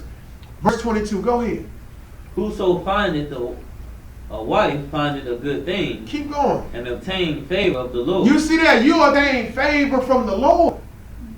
See, God is, looking at you as favorable because what? You ain't alone. You may have individuals that may be alone, and hey, that's by choice. But the most part we see is that what? Hey, if you find a wife, you find favor within the Lord. That's what you find. Because what? You could be around here single, lusting, wanting this, wanting that. I've seen it. I've seen it. So, I've even, been a part of it myself when I was, single looking for a wife in the truth. But we see is that the Bible said what? You obtain favor of the Lord. Whoso find a wife find a good thing. Because guess what? If you ain't trying to marry, you might be on the brinks of burning. And that's, for the most part. Everybody, they may contain themselves and control themselves, a lot better than others. But for the ones that can't control themselves, the Bible is telling you to marry. And guess what? When you do marry, you find favor in the Lord. That's what the Proverbs say. Let's go over here to Hebrews chapter 13. We're going to read one verse here. Hebrews 13, because, we're looking at how the man and woman are supposed to operate within their agreement, their covenant. This is how it's supposed to work, brothers and sisters. This is why the Lord said, I'm going to give you a help me. Because y'all supposed to be helping each other. Be better one for another. That's how it's supposed to be. It ain't supposed to be, you beating down individuals with words or your wife. Nah. Because guess what? You ain't going to beat yourself down. You ain't going to make yourself be belittled. So why belittle the companion that the Lord has gave you? Why belittle her when she loves you more than your own family? Like, nah, that's not how it's supposed to operate. So let's look at this Hebrews 13, and let's look at this marriage. Where you go? Okay. Let's look at this marriage. Hebrews 13, and read one verse 4. Go ahead. Marriage honorable in all. You see that marriage is honorable in all. This is where the title comes from. Marriage is honorable in all. That means marriage in the eyes of God is held at a great esteem. What else it reads? And the bed undefiled. So the bed is undefiled. Whatever goes on within your household, within your bedroom, it's undefiled in the eyes of God. Keep reading. But whoremongers and adulterers, God will judge. You see that now on the flip side, if you out here, hitting and quitting, hey, the Lord gonna hold you accountable. The Lord gonna get you. That's why the Lord told told us out of the mouth of Paul, man, you know, you made yourselves one with many harlots. You know, because you laying here with Tiffany, laying here with, you know, Lisa, laying over there with April. Like, you making yourself one.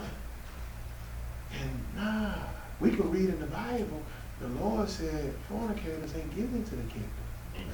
Nah, we already realized what established the marriage. It was the words of the covenant or the agreement. So we know that, you know, you just going into sex and that's just that. Like, that ain't marriage. You fornicating. That's what you're doing. So we see is that what? The Bible said the Lord is going to judge the whoremongers and the adulterers. But he also said, you know, marriage is honorable in all and the bedroom undefiled.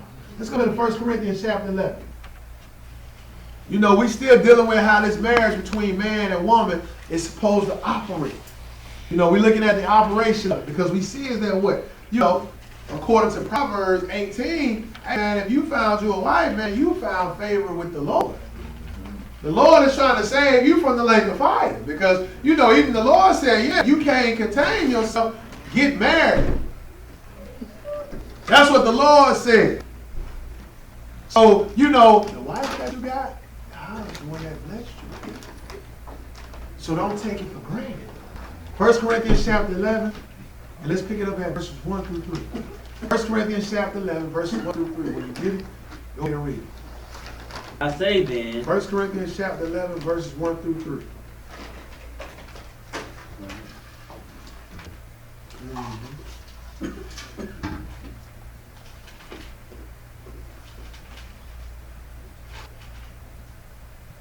Go ahead and read it, bro. be ye followers of me, even as I also am of Christ. Go ahead.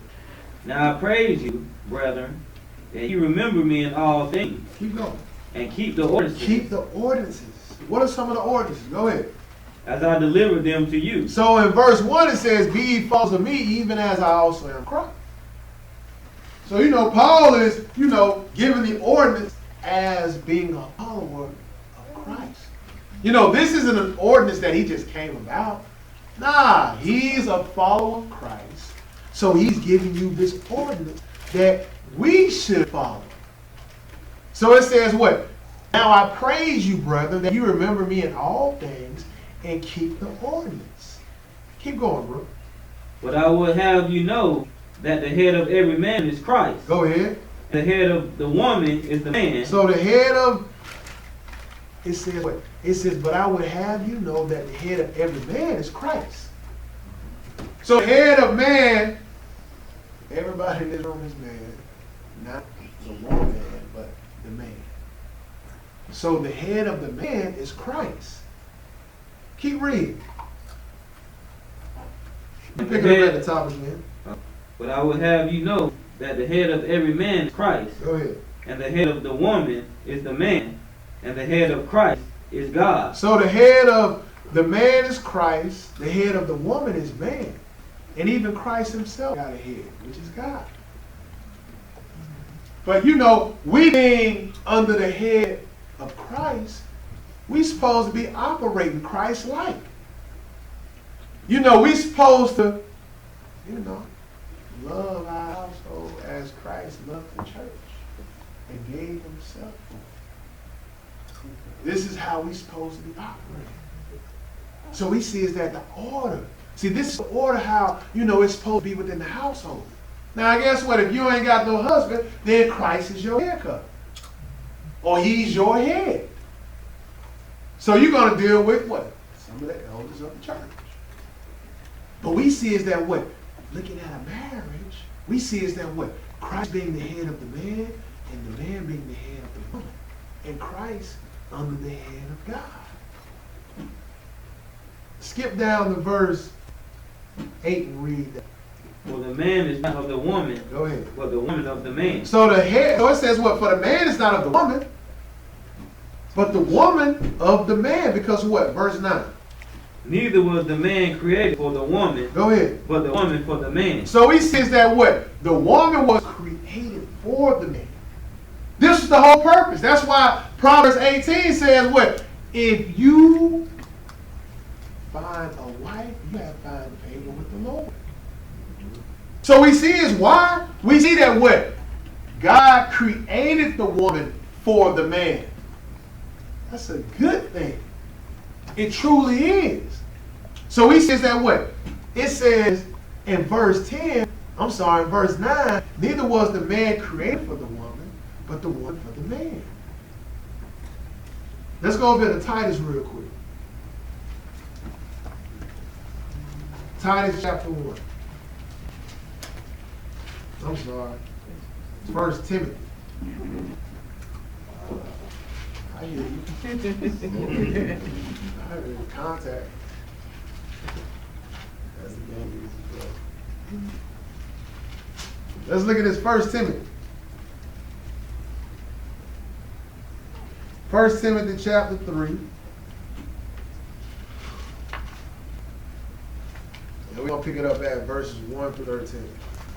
1 Timothy chapter 3, verses 1 through 13. 1 Timothy chapter 3, verses 1 through 13. Because what? We're looking at, how men of God is supposed to be operating. You know what I mean? Men of God, how you are supposed to be operating as you being the head of your house. Pick it up at verse 1. When you get it, go ahead and take off. This is a true saying. Go ahead. If a man desire the office of a bishop, he desired a good work. So, you desire a good work if you desire the office of a bishop. Verse 2. A bishop then must be blameless, Go ahead. the husband of one wife. So apparently there's no issue, with you having another wife. Because Paul wouldn't have addressed Timothy with, you being the husband of one wife. But you being a servant of God, dealing with the business of God, being a bishop, you got too many wives, that can take you away from the job that's at hand. It truly can. So I'm never the one to talk negative about, multiple wives, because we can read about it in the Bible. But you being at the position of wanting to be a bishop, your focus or your drive is being geared towards dealing with the church. So we see is that what? It says the bishop must be blameless, the husband of one wife. What else? Vigilant, Go ahead. sober, of good behavior, given to the hospitality to teach them. Apt to teach. So you willing to teach. This is what you are desired to do. You being blameless, vigilant, you sober, given to hospitality. In other words, your behavior is lining up as to you being a bishop or somebody who's willing to deal with the church. The same as you being on your household. The same exact way. What else it says? Verse 3. Not giving to wine, no striker, not greedy or filthy, lucre. Go ahead. But patient, not a brawler, not covetous. Verse 4. One that ruleth well his own house. So you got to rule your own house well. If you're trying to deal with the affairs of the church, you got to be willing to, make sure your household is being ruled also. In all gravity. So we see is that what? It says, not given to wine, no striker, not greedy, or filthy lucre, but patient. Not a brawler, not covetousness. Keep reading though, verse 4. I just read it. Finish it up. Go ahead. Read at the top. Go ahead. One that ruled well his own house, Go ahead. having his children in subjection with all gravity. You ain't read that. But it says, look, it says, having his children in subjection with all gravity. So you ain't running around the house just chastising. It's needed, it's necessary, but then at the same time, what? Everybody got to be in subjection with all gravity. Everybody. But what? You just being in subjection to the commandments of God. Now the little ones, they're not gonna, get it right out the gate. But we dealing with how your household is supposed to operate. This is the operation within your household. We saw in 1 Corinthians chapter 11, the order. So now we're looking at how the order is established within your household. So it says, one that rules his own house, having his children in subjection with all gravity. Keep going though. What it say in verse 5? For if a man know not how to rule his own house, how shall he take care of the church of God? So how are you going to take care of the church of God if you don't know how to rule your own house? See, your household is like your proving ground. You know, that's just like when you look at Adam. You know, before Adam came on the scene ruling a wife, guess what? His proving ground was ruling them animals. So, you know, he ruling them animals, so now, you know, the Lord bumped them up a notch. Now you're going to be ruling over these animals and your wife. The same likened unto us. You know, the proving ground before you ruling the church or running the church is you rule your household. And then from that point, the Lord will graduate you to ruling a church. But it all has to be done, you know, being in subjection of God with all gravity. What it say in verse 6 though? Not a novice. Go ahead. Lest being lifted up with pride, he fall into condemnation of the devil. You see that being a novice like know it all. Nah. There's one man don't know it all. You know. This brother may know very well more than me. Like, nah, you can't be a novice. Because like it said, what? Pride, it falls into condemnation. So these are, you know, ways on how you're supposed to operate with your household. What else it reads? Verse 7. Moreover, he must have a good report of them which are without. Go ahead. Lest he fall into reproach and the snare of the devil. You see how he's going to fall into reproach and the snare of the devil. Verse 8. Likewise, must the deacons be grave, not double-tongued, not given to much wine, not greedy of filthy lucre. Okay, so if you ain't trying to be a bishop, then guess what? You got a deacon. You got a deacon, and the deacon, what? His behavior is supposed to be the same like manner as the bishop. The same way. Keep going. What else it reads? Verse 9. Holding the mystery of faith in pure conscience. Go ahead. And let these also first be proved, and then let them use the office of a deacon, being found blameless. Verse 11. Even so must their wives be grave, not slanderous. You see that? So it went from the husband to wife. You know, it's a two-sided coin to this thing called marriage. You know, yeah, the husband is supposed to be, you know, grave in all manner. You know, blameless. You know, that's how the husband is supposed to operate, but we ain't going to forget about the wife. She needs to be in the same like manner. That's what it says. It says what? In verse 11 it says, even so must their wives be grave. Not slanderous, sober, what else? Faithful in all things. So faithful in all things. Verse 12. Let the deacons be the husbands of one wife, Go ahead. ruling their children in their own house as well. You see that? They ruling their children. You know, you ain't ruling with a rod of iron. Nah. You're ruling out of love. Because like, I don't need to, you know, come in my household and boast that I'm the head. I don't do that. You know, me period. I'm not speaking in general. I'm speaking both in general, but me personally, like, I don't do that. What's the point? You know what I mean? Like, you know, some people's presence alone just says enough. But if you feel like that's how you gotta rule, then you might have some issues within your ruler. Because that's just too much. But the Bible is clearly saying is that, you know, ruling their children and their own houses. You being a deacon. What is saying 13 though? For they that have used the office of a deacon will purchase to themselves a good degree and great boldness in the faith which is in Christ Jesus. Let's over here to Ephesians chapter 5. You know, we still looking at this man. You know, this man is supposed to be operating in godliness along with his companion, which is the wife. She's supposed to be operating in godliness. But when y'all put all that together, you know, y'all helping the cause of y'all making the kingdom. That's what y'all are doing. So we just looking at now how, like, you know, within this marriage, how y'all should be one towards another. You building each other with words of encouragement. You know how we used to be in the world, like we used to be sweet talkers. You know, talk that ear off, then led into something else. Well, you can still be that sweet talker as to how you want you to be in the world, just not with everything else that came with the world. sweet talking your wife, talking about how nice she look, how good she smells, things to that effect. Because, you know, women, I'll tell my wife, you just like my 6-year-old daughter. You know, they like to hear nice words. They truly do. And you know, that stuff, you know, it balls their heart all the way up. So, you know, maybe, you know, you should try it every so often. You know what I mean? But we finna look at how, like, shoot, if you ain't gonna beat yourself up with words, then why beat the one that loves you the most with words? Why beat them up with words? Let's look at this Ephesians chapter 5. Ephesians chapter 5, we're gonna pick it up at verse 21. Ephesians 5 and 21, when you get it, go ahead and read, bro. Submitting yourselves one to another in the fear of God. You see that? You submitting yourselves one to another in the fear of God. You know, this is why you submitting yourself. Because you fear God.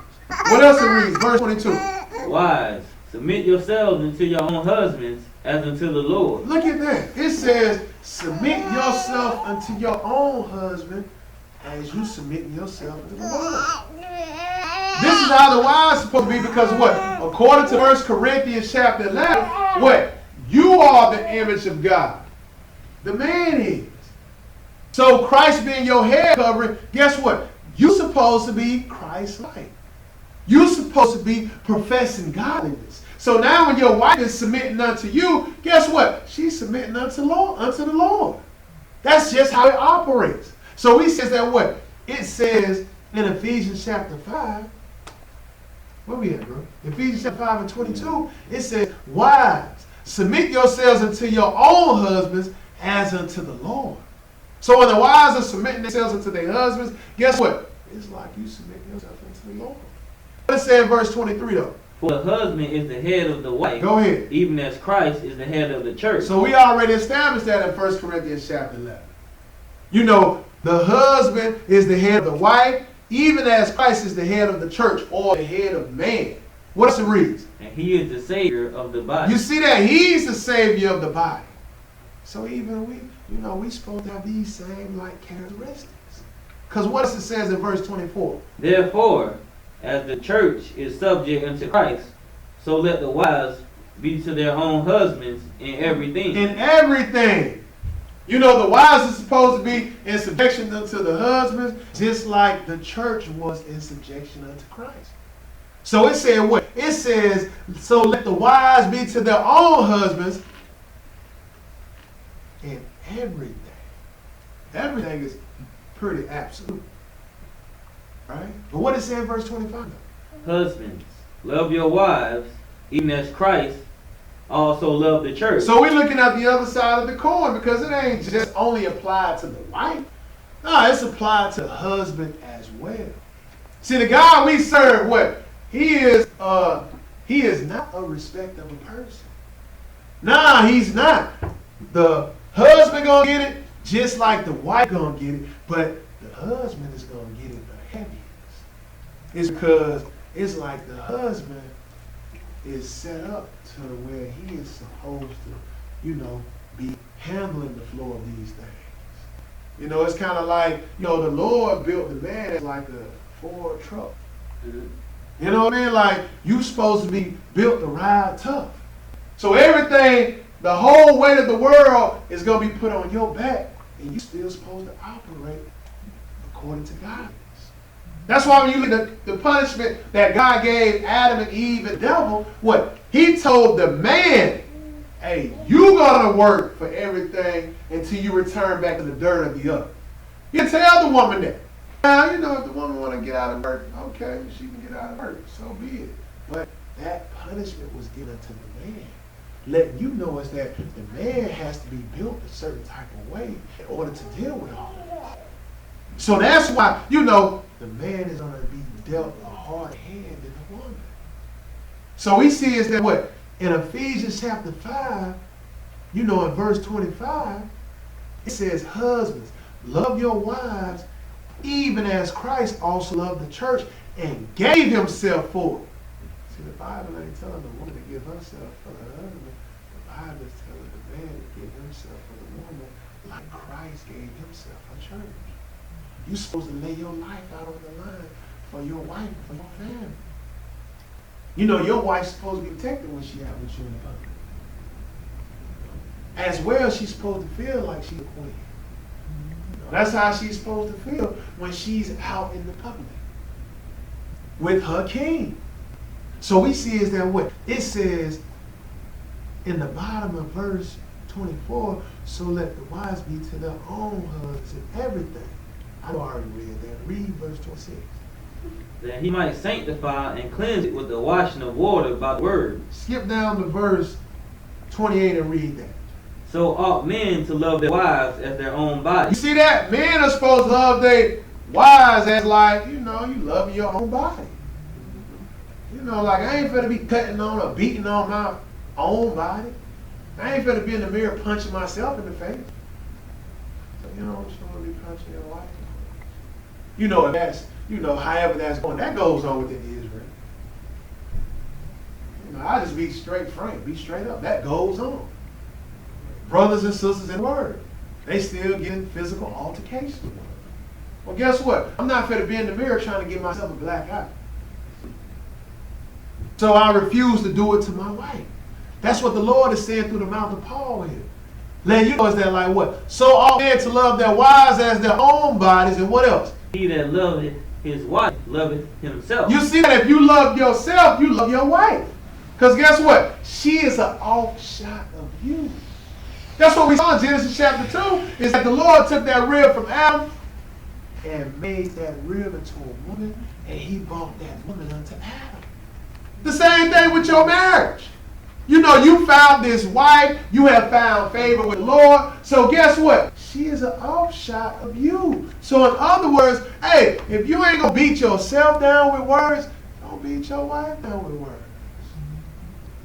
No, if you like to wear nice things, all right, yeah, have your wife look nice. You know, if you like to drive the nicer car, if you can do it, hey, get her the nicer car, and you ride in the beat up, busted car. You know. But this is how, you know, we're supposed to be operating within this thing called marriage.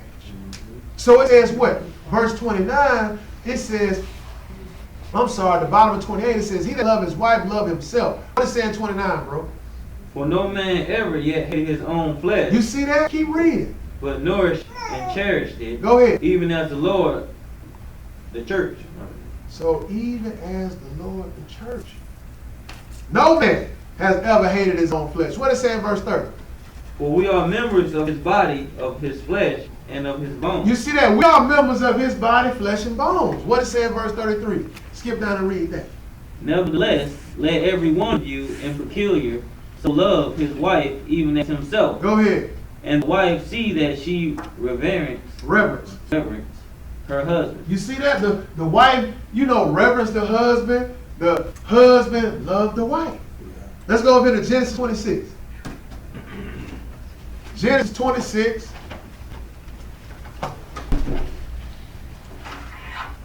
We almost there. Genesis 26. And let's pick it up at 1 through 11. Genesis 26. You know, this is the behavior. You know, behavior as to how we supposed to be with each other. You know, we working within the same four walls 7 days a week. You know, 364 or 65 days out the year. So we got to figure each other out. I haven't figured my wife out, and we'll be married almost 7 years now. I haven't figured out yet. You know, so that's still, you know, a lot of room to improve with me and within my marriage. But, you know, like I said, I'm willing to try. I'm willing to learn. You know, I'm willing to grow with the situation. You know. So let's look at this Genesis 26, and let's look at 1 through 11. Let's look at how, you know, even with Isaac, you know, how he was sporting his wife. You know, like, shoot, a brand new shirt that you just popping the collar on. You know that shirt look nice. Well, hey, you supposed to be sporting your wife the same way. Let's look at this example from Isaac, how he was sporting Rebecca. Genesis 26, pick it up at 1, read 1 through 11. When you get it, go ahead and take off, bro. And there was a famine in the land beside the first famine that was in the days of Abraham and Isaac, went into Abimelech, king of the Philistines, into Gerar. Yeah, Guerrero. And the Lord appeared unto him and said, Go not down into Egypt, dwell in the land which I shall tell thee of. Go ahead. Sojourn in this land, and I will be with thee, and will bless thee, for unto thee and unto thy seed I will give all these countries, and I will perform the oath which I swear unto Abraham thy father. So he said, what? Go into the land I tell thee going to, and I'm gonna perform the oath that I swear unto Abraham. Verse 4. And I will make thy seed to multiply as the stars of heaven. And the Lord is telling Isaac this, because now, the covenant is going from Abraham to Isaac and unto Jacob. So, now we're dealing with Isaac at this point. And, the Lord is telling Isaac, hey, you know what? Go into the land that I tell thee, and I'm going to perform the oath that I swear to your father Abraham. Then he said in verse 4, and I will make thy seed to multiply as stars of heaven, and I will give unto thy seed all these countries. Finish that up. And in thy seed shall all the nations of the earth be blessed. Verse 5. Because that Abraham obeyed my voice and kept my charge, my commandments, my statutes, and my laws. So Abraham kept this thing called marriage between him and Sarah, between the Torah, Hagar, he kept, the covenant. He didn't do anything outside the covenant. Nah, he didn't. That's why it said what it said in verse 5. Because that Abraham obeyed my voice. What it say in verse 6 though? And Isaac dwelt in Gerar. So Isaac, he didn't go into Egypt. He was in the land of Gerar. That's where he was at. What it says in verse 7. And the man of the place asked him of his wife. So they're asking of his wife. Keep going. And he said, She is my sister. For he feared to say. So he was afraid to tell these people they're my wife. So he said, nah, that's my sister. Keep going. She is my wife, lest, said he, the man of the place should kill me for Rebekah, because she was spared to look upon. So she was nice to look upon. He had a good looking wife. So he was afraid to tell these people that was his wife. So he said, hey, this is my sister. What it says in verse 8. Because, Abimelech want to notice their behavior. Yeah, y'all say y'all sisters. All right, I'm finna peep y'all behavior, from a distance. What it say in verse 8? And it came to pass, when he had been there a long time, that Abimelech, king of the Philistines, looked out at a window and saw, and behold, Isaac was sporting with Rebekah his wife. So Isaac was, flaunting his wife. They behavior between one another, sporting, wasn't as to how, a brother and a sister would actually operate. So Abimelech noticed that, they're a little too close. He kind of showcasing her to the level as to how a husband was supposed to do his wife. He's showcasing it. So what Abimelech said in verse 9. And Abimelech called Isaac and said, Behold, of a surety she is thy wife. So that's your wife, man. Keep going. And how saidest thou, She is my sister? Go ahead. And Isaac said unto him, Because I said, Lest I die for her. You see that? Lest I die for her. I'm going to die for my wife because y'all going to kill me over her because she's nice to look upon. So that's why, I went with the approach of, she's my sister. But Abimelech saw that way. He was sporting his wife. What it say in verse 10 though? And Abimelech said, What is this thou hast done unto us? One of the people might likely have lied with thy wife. Go ahead. And thou shouldest have brought guiltiness upon us. Verse 11. And Abimelech charged all his people, saying, He that touched this man or his wife shall surely be put to death. Let's go over into Ecclesiastes chapter 9. We saw what Isaac sporting his old lady. There ain't nothing wrong with you on that. Like I said, man, that that makes the woman feel good and like manner. Sporting the husband, that make him feel good. And this is how we're supposed to be with each other. You know, because we're going to even see, man, at the end of this class is that, you know, if you're not trying to put forth, you know, these great examples that we're reading about in the Bible, if you ain't trying to put forth these examples within your marriage, then guess what you're doing? You're giving room for the devil to operate. So now the devil is in play, and guess what he's going to do for the wife? Because she ain't getting that attention. He's going to put a man in front of her that might be desirous to her eye. Or, you know, he might put a woman in front of the man that might be desirous to his eye. And now, it's going to take you down a two-way street, which ain't leading to the kingdom. Those roads are leading to hell. Alright? So let's look at this Ecclesiastes chapter 9, and let's pick it up at verse 8, because Ecclesiastes, what? Solomon had 1,000 women that he was dealing with. A lot of women. But guess what? He giving you wisdom on how you are to deal with the woman of your youth. Check it out. Ecclesiastes chapter 9, pick it up at verse 8 through 10. Ecclesiastes 9, 8 through 10. Go ahead and read. Let thy garments be always white, Go ahead. and let thy head lack no ornament. You see that? Let thy head lack no ornament. Let your garments always be white. And you always walking in the word. You upholding righteousness. But what else it reads? Verse 9. Live joyfully with the wife whom thou lovest all the days of the life of the vanity. You see, he called life vanity because at the end of it you die. So he said, hey, while you're alive, what? Live joyfully with the wife whom thou lovest all the days of the life of thy vanity. What else it read? Which he hath given thee under the sun all the days of the vanity, for that is thy portion in this life, and in thy labor which thou takest under the sun. You see that? This is the portion that's been given unto you under the sun while you're alive. You know, but we see is that what? It says, live joyfully with the wife whom thou lovest. In other words, you know what we saw with Isaac, how he was sporting Rebekah. Like, man, do that. There's nothing wrong with that. You showcasing what you got because you have found favor with the Lord. You know, you have found favor with the Lord because what the Lord blessed you with a wife. So therefore, hey, while you alive, you know, live joyfully. What does it say in verse 10 though?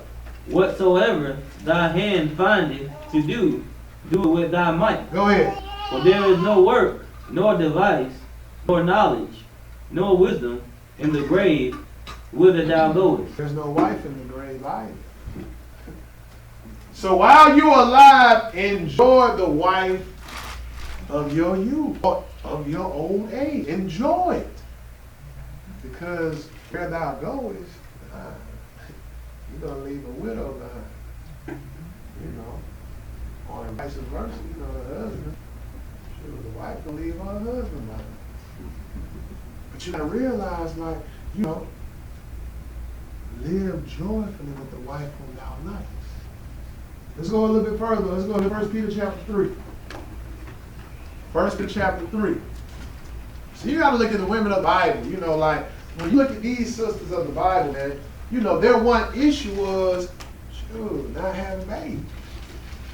Like, that was the thing. You know, like, man, shoot, if the wife having babies, like, you looked upon as, you know, a fruitful tree. Like, you producing babies. But you know, when you come to Western civilization, now, you know, having another woman in the house is the issue.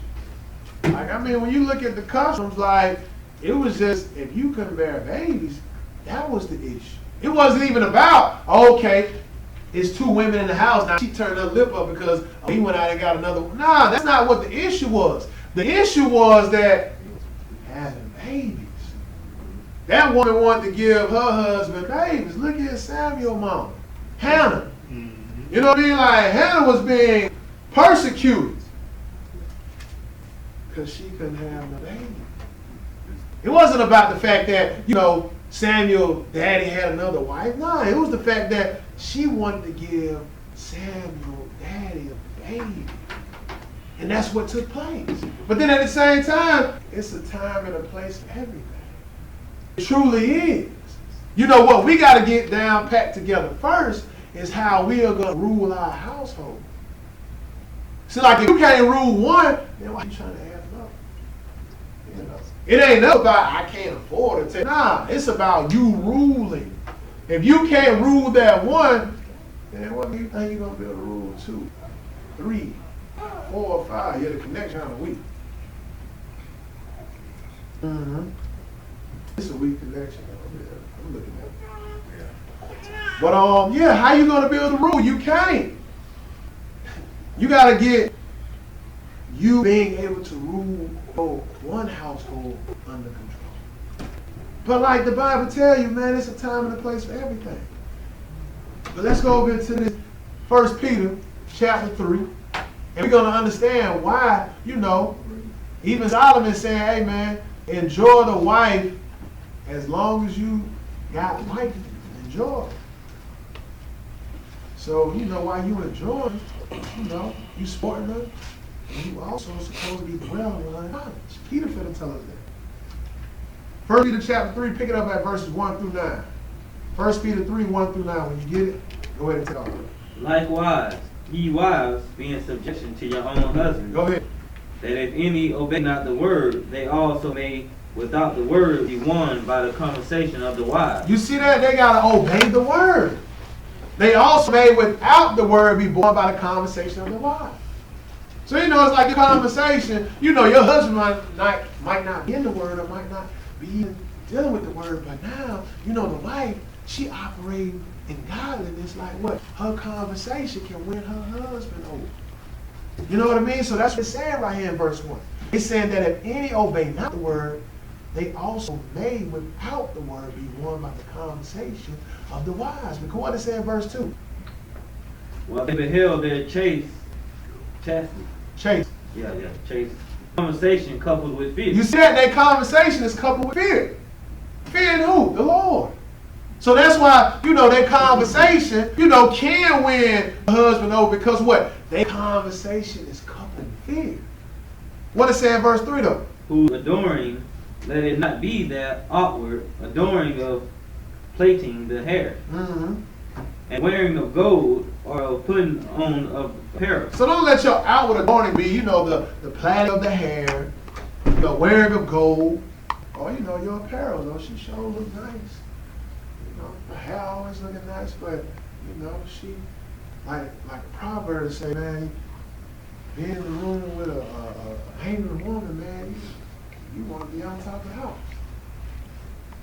So don't let that be the case. Don't let that, oh, you know what, she sure look nice, but she sure don't know how to treat her family, you know, in respect and call herself a woman of God.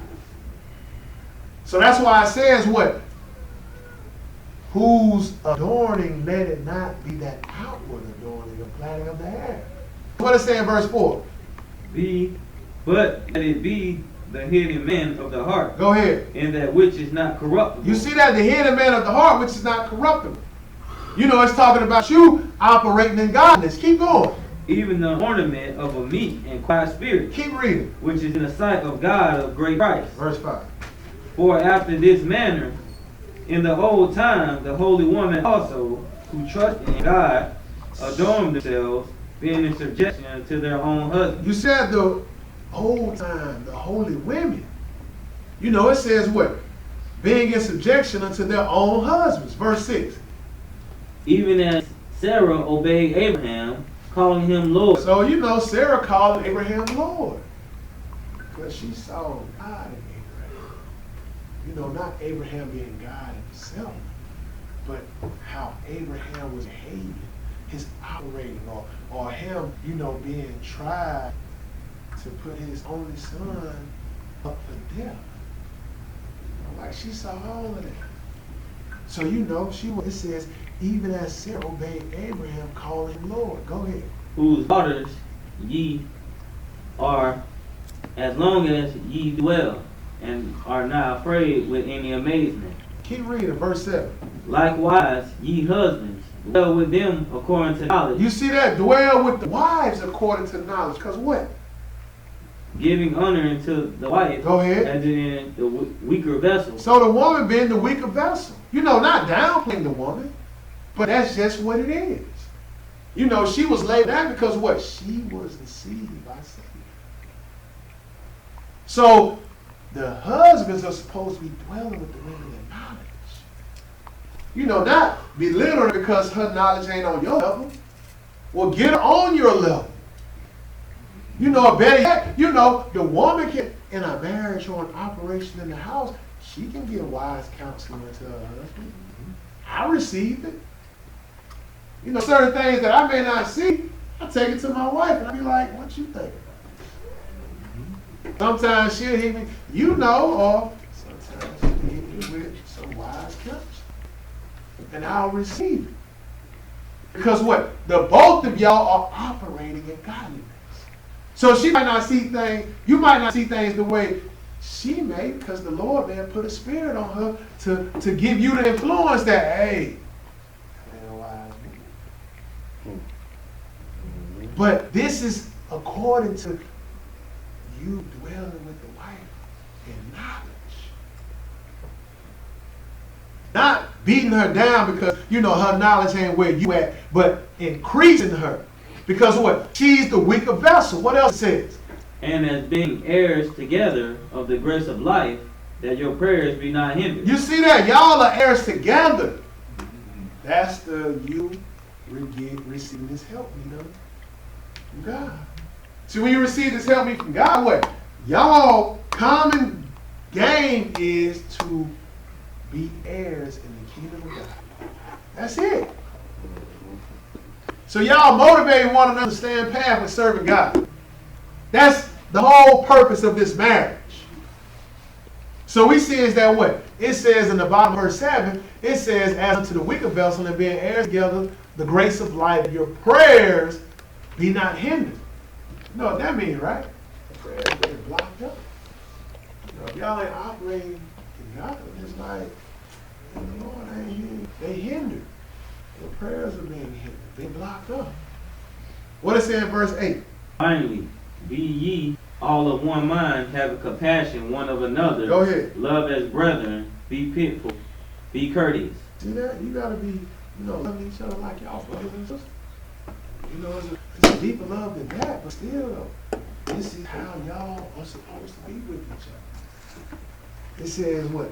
Love as brethren, be pitiful, be courteous. Verse 9, go ahead. Not rendering evil for evil. So you ain't doing no payback. He did this week, you know what, I'm going to do this to him next week. Nah, that ain't how y'all supposed to be moving. So the Lord is saying through the mouth of Peter, hey, not rendering evil for evil or what else? Railing for railing. Go ahead. But contrariwise, blessing. So you're supposed to be blessing one another. Not rendering evil for evil. Or railing for railing, but contrariwise blessing. What else it says? Knowing that ye are thereunto called, that ye should inherit a blessing. Let's go over here to Titus chapter 2. We're almost there. Titus chapter 2.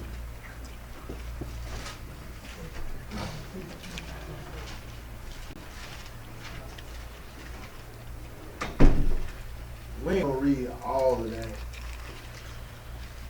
First Samuel, 1-26. We'll see. But I know I was in the wee hours of the night. That came about. We're gonna read some of it. Let's look at this Titus chapter 2. We're gonna read verses 1 through 5. Titus chapter 2, verses 1 through 5. Go ahead and read it, bro. But speak thou the things which become sound doctrine. Go ahead.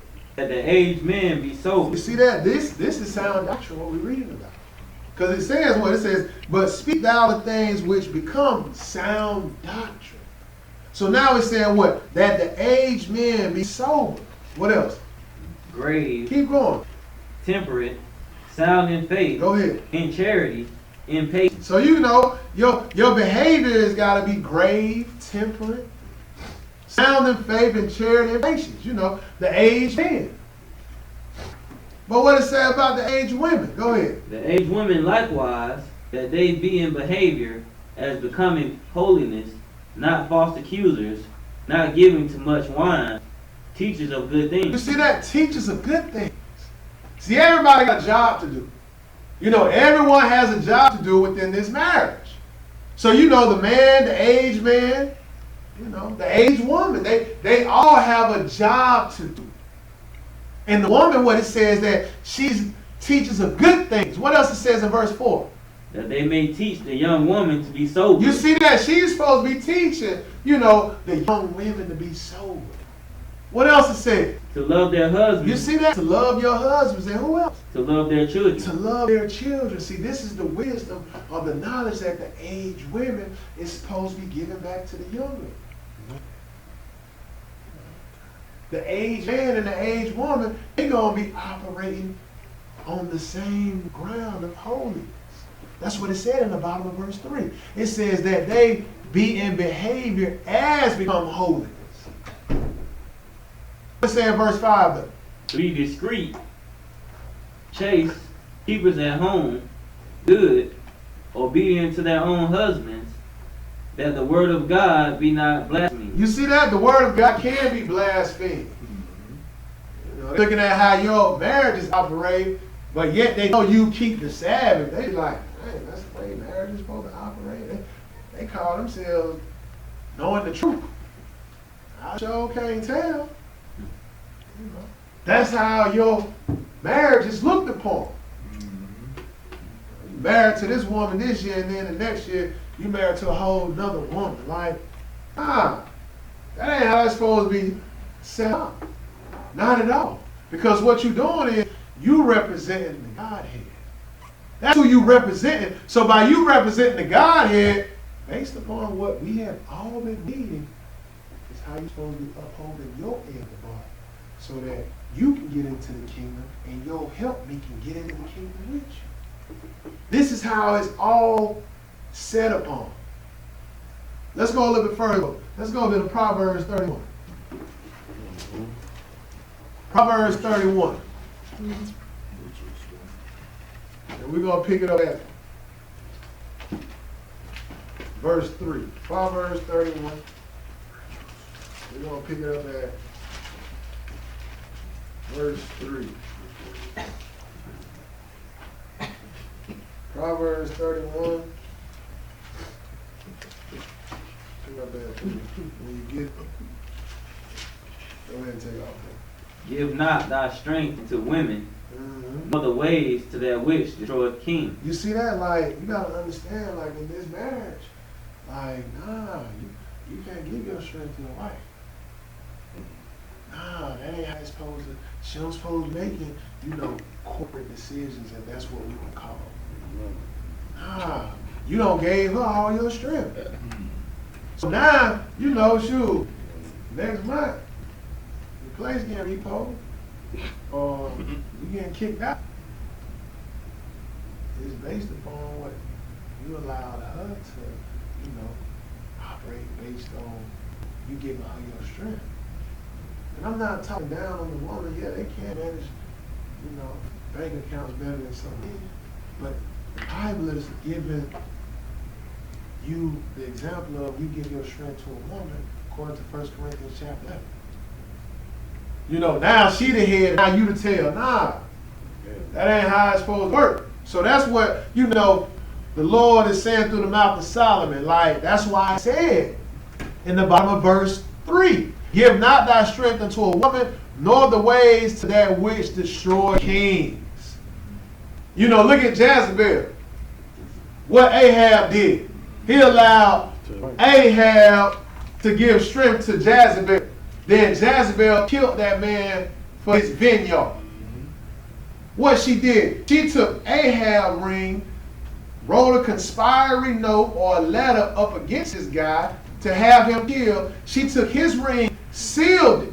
He gave Jezebel his strength. And she had an innocent man killed over a vineyard. So that's the example as to, you can't give your strength to a woman. But skip down to verse 10 and read that. Go ahead. Who can find a virtuous woman? Go ahead. For her price is far above rubies. You see that? Her price is far above rubies. You know, that means it's very rare. But there are virtuous women. So the Lord is just saying, like, who can find one? What is it in verse 11? The heart of her husband do it safely trust in her. You see that? Like, he safely trusting her. You know, he knows she ain't going to go out and blow the whole bank account on shopping spree. Like, he knows this. That's why I says what? You know, the heart of her husband do safely trust in her. Go ahead. So that he shall have no need of spoil. Verse 12. She will do him good and not evil all the days of her life. You see that? Like, she gonna do him good. Because she been groomed up in the word. She understand, you know, how she's supposed to conduct herself. You know, because the husband, he operating on the same grounds. Because guess what? If he wasn't operating on the same grounds, shoot, she probably wouldn't be operating in virtue. I say probably. And the reason why I say that is because, you know, even look at Abigail, Nabal's wife. You know, she knew he was a fool, but hey, she wasn't operating foolishly. Nah, she was operating godliness. So even as to what we're looking at as a virtuous woman, you know, she operated godliness. Hey, so what if the husband operated in foolishness? If she operated godliness, hey, the Lord is gonna, you know, put her on a higher esteem or a higher pedestal. What we see is that what? In verse 12, it says she will do him good, not evil, all the days of her life. Skip down to 20 and read that. She stretched out her hands to the poor, yea, she reached forth her hands to the needy. Skip down to 23 and read that, because what? She taking care of everything. You know, she well known in the neighborhood or in the community. You know, she taking care of the poor. You know, it says she stretched out her hand to the poor. Yeah, she reached forth her hands to the needy. 23, go ahead. Her husband is known in thy gates. Go ahead. When he sitteth among the elders of the land. So, you know, her husband well known in the gates because, you know, all they doing is praising him of his wife. You know, hey, your wife, she just doing X, Y, and Z. Like, you got a virtuous woman. That's why he well known at the gates.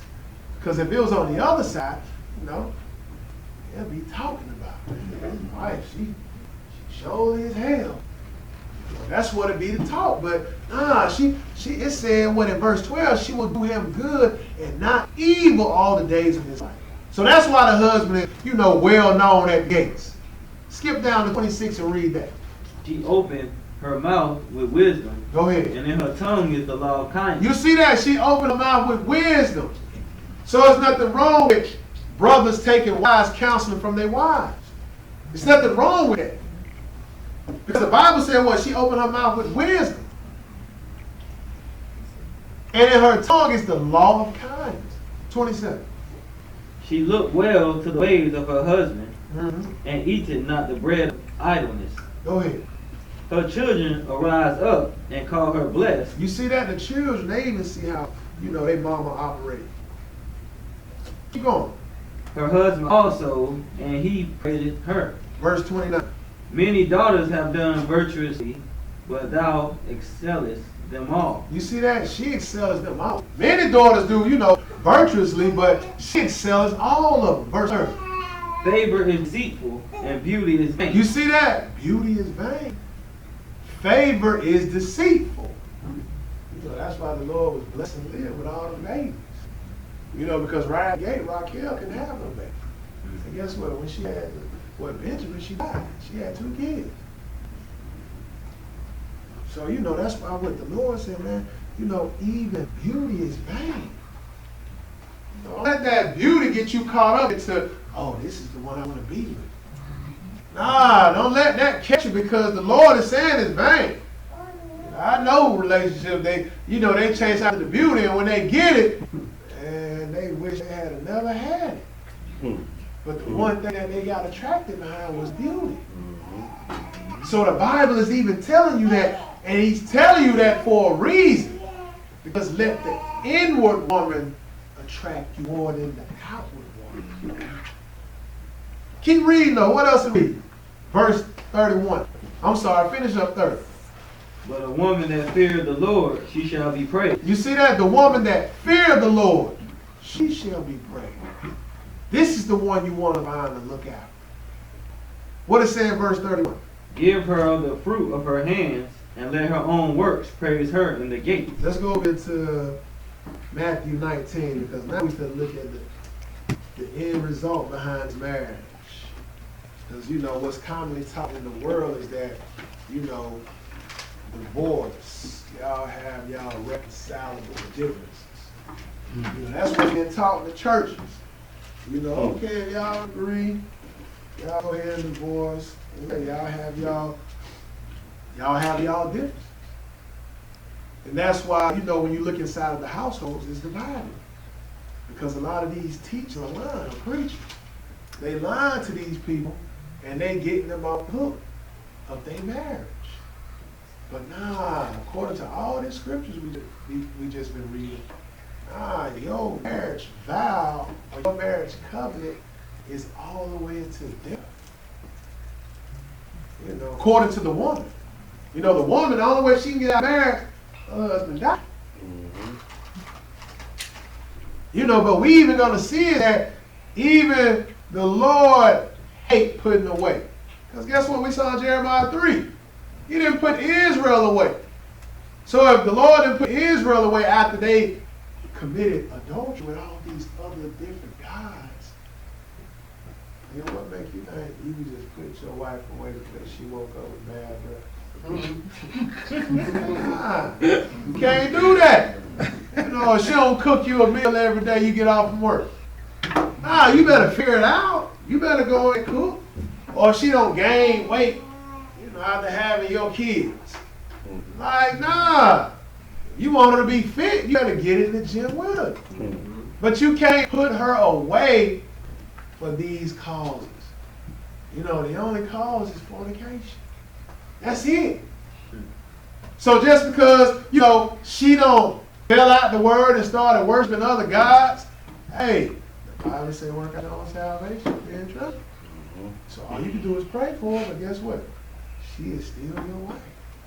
Because what you did was, you didn't get to know her in the head, and you went straight to the bed. So now you stuck with the guy. Alright?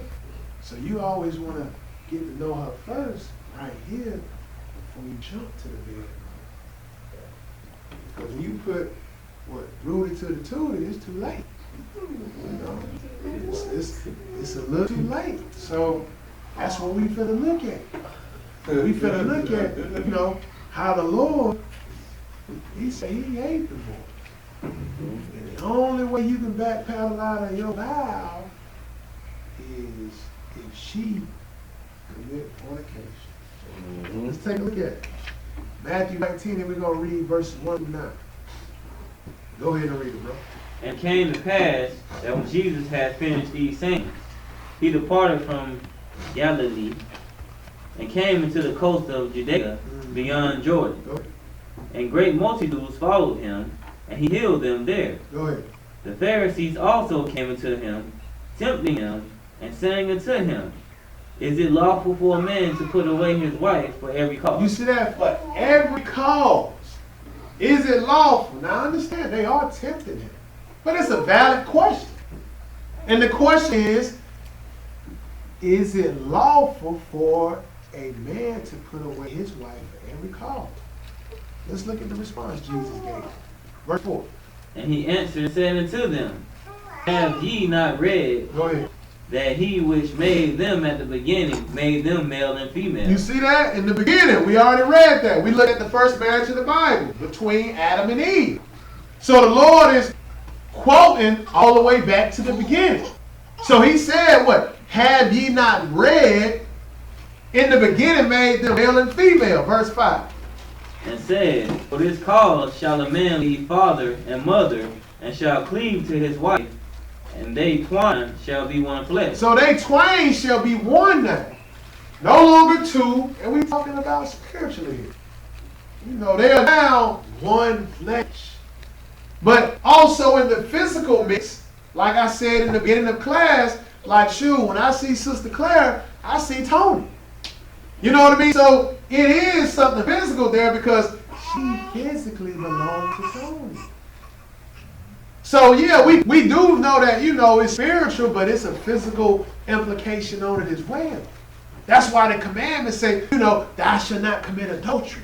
Because what you have done is you have slept with another man's possession. See, let's understand this, brothers and sisters. Like here in the Western world, no, the man is not the possession. The woman is. That's just the fact of it is. That's throughout the whole entire Bible.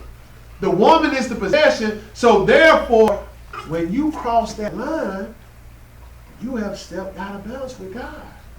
When you have decided to go to another man's wife, you have went into another man's possession.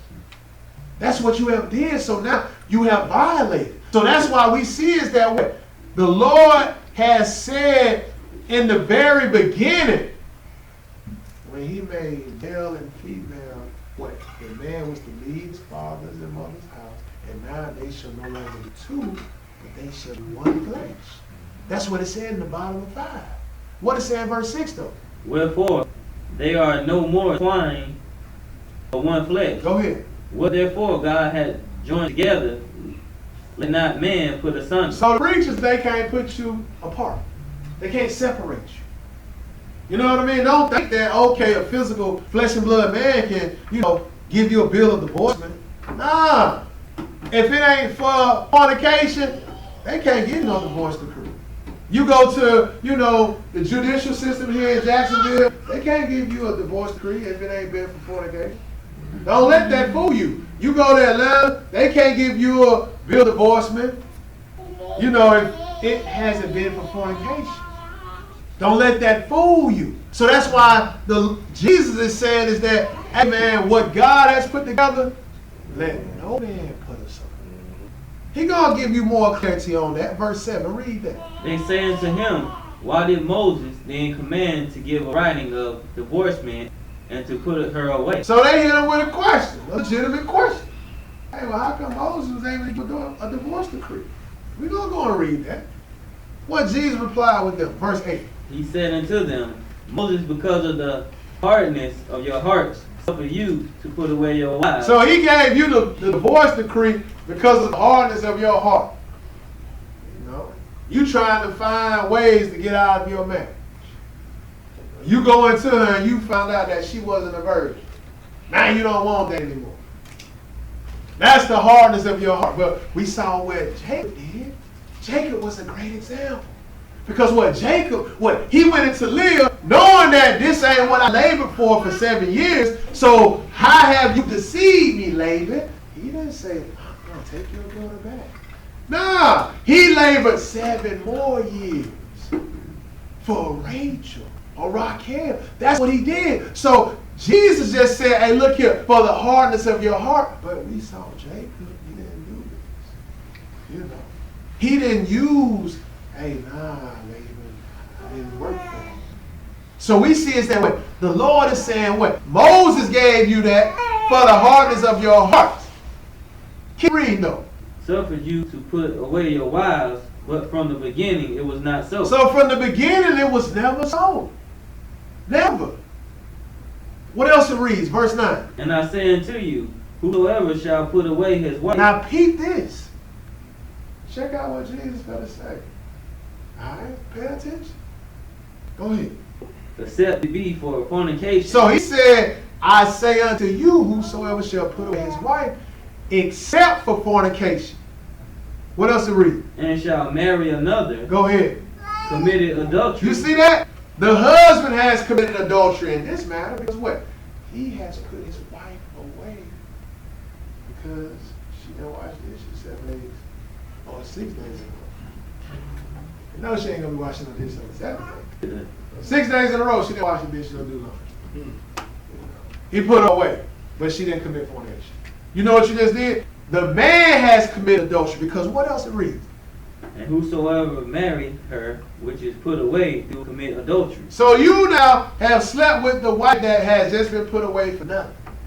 You know, she didn't commit fornication. You just put her away because, you know, you found out that, I don't know, she wasn't who she was in the beginning.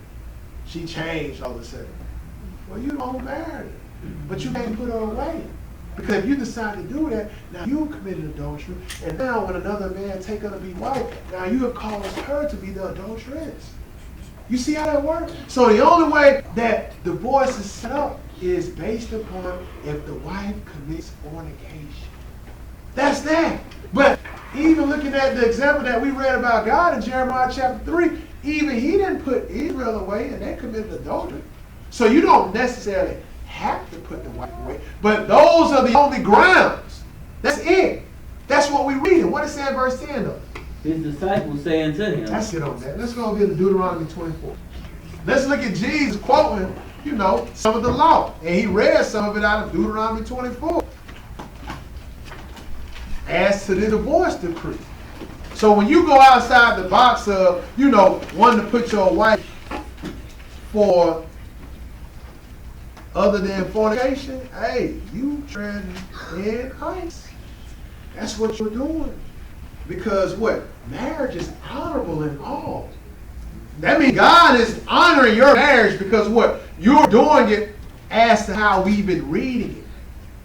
So the Lord is honoring your marriage, so what?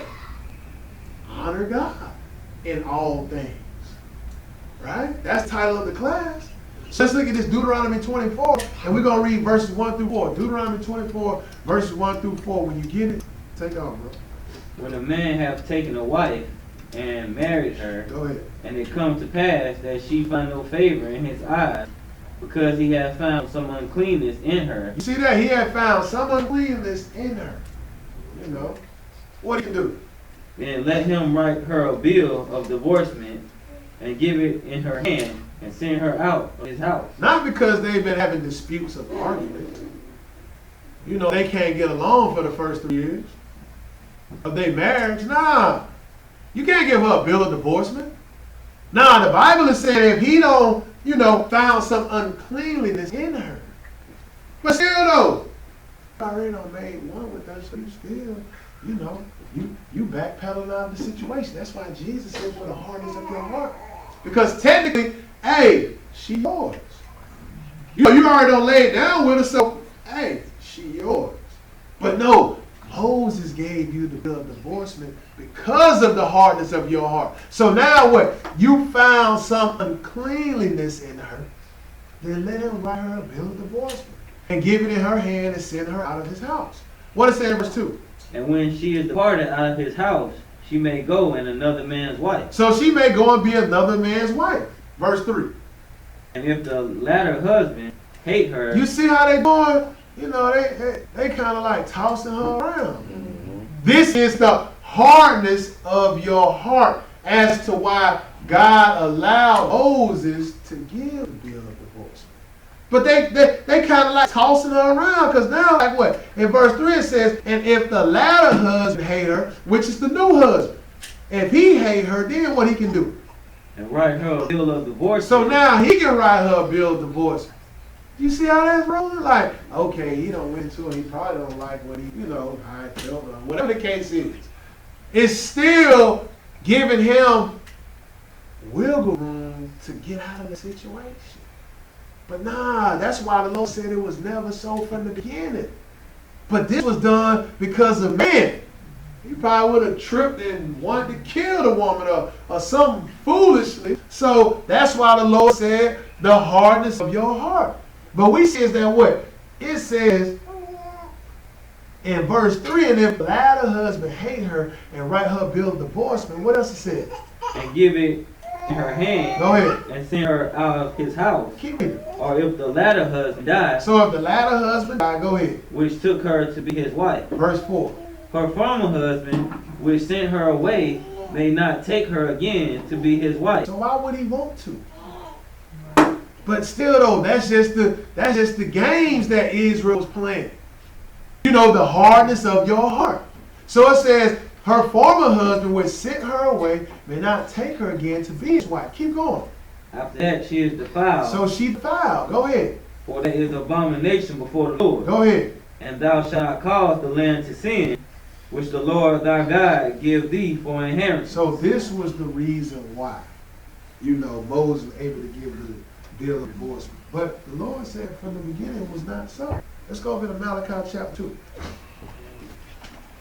So again, you can't get out of this marriage, man. You know, this marriage is to death. You know, that's it. Can't put her away because, you know, y'all ain't sharing the same bank accounts. You know what I mean? Like, you got money hid in another account, and she don't want to let you know about it. Or she got money hid in another account, and she don't want to let her husband know about it. We get a divorce if you don't want to let me know what's in the account. Nah, you can't do that. Nope, you can't do it. You know, the only way unless she physically lay with a man, commit fornication, which would be adultery.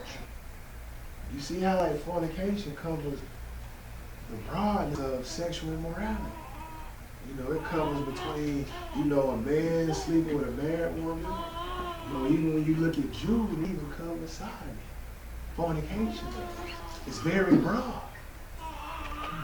What we see is that the only way divorce can come about is unless the husband can put the wife away because she has committed fornication.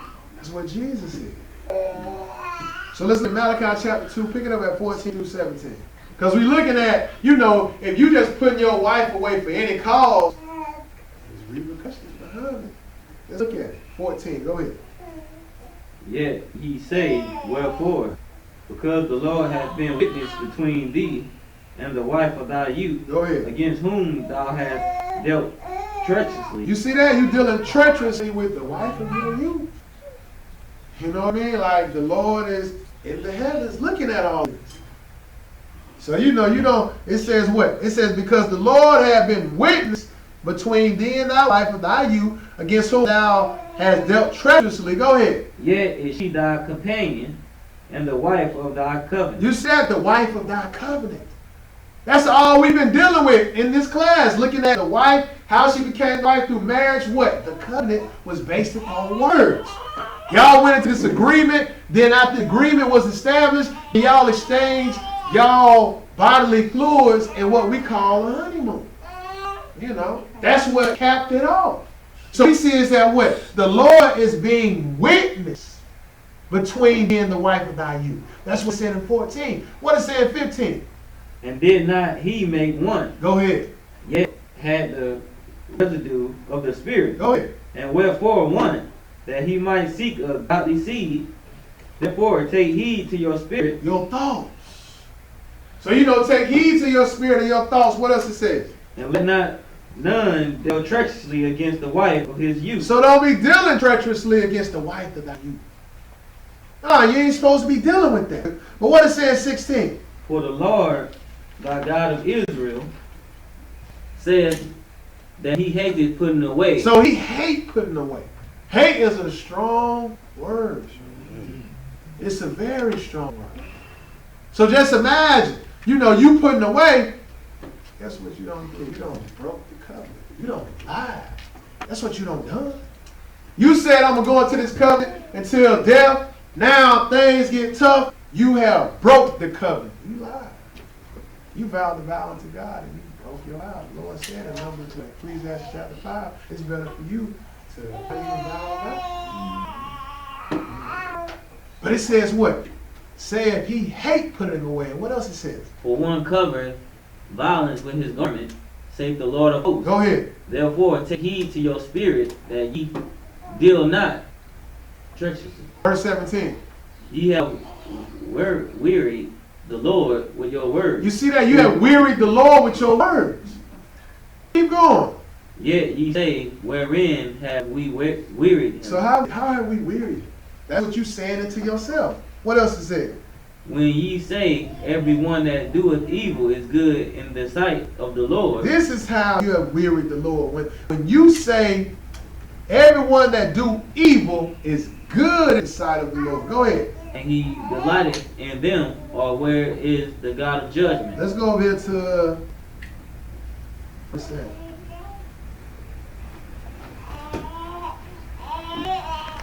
And let's go to Revelation 21. You can go and read first 7 for your homework.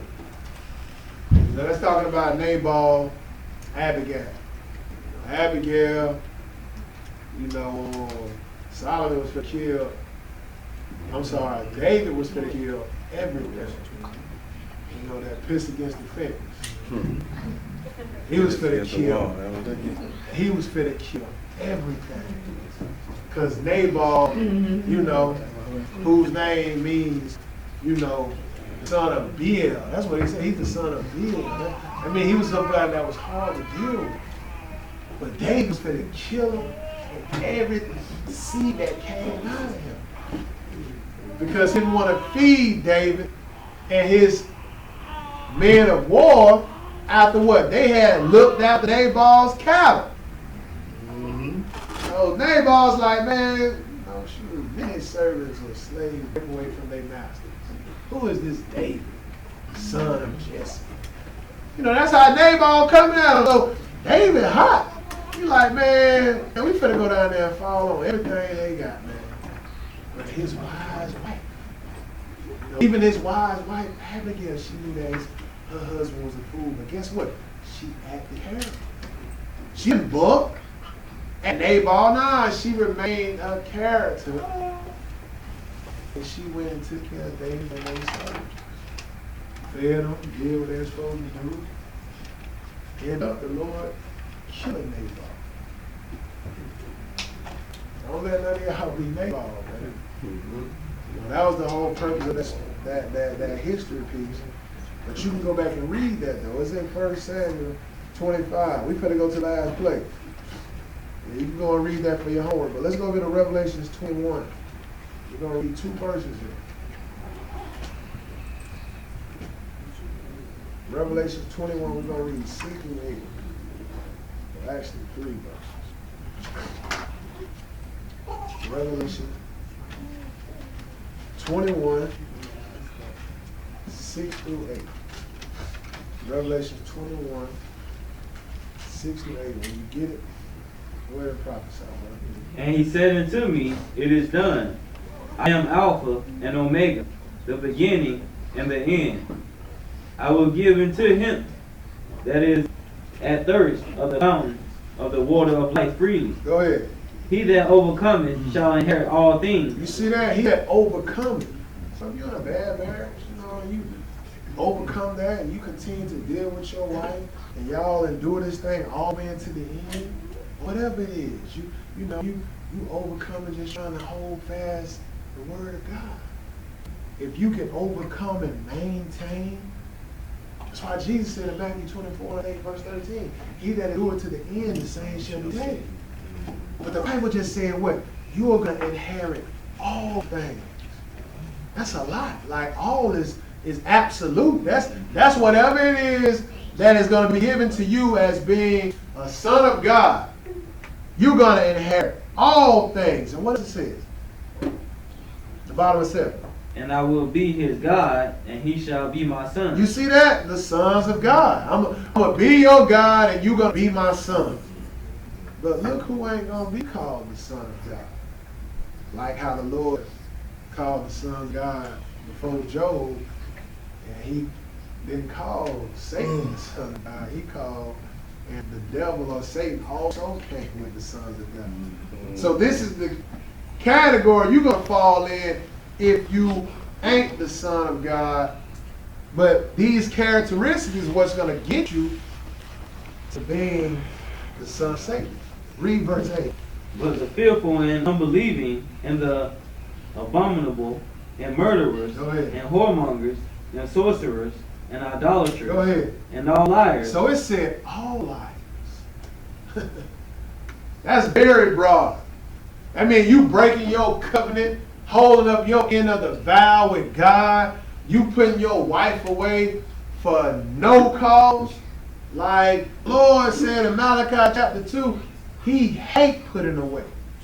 So if he hated, that means he gonna get you for it if you doing it, thinking that it's okay. But the Lord said what?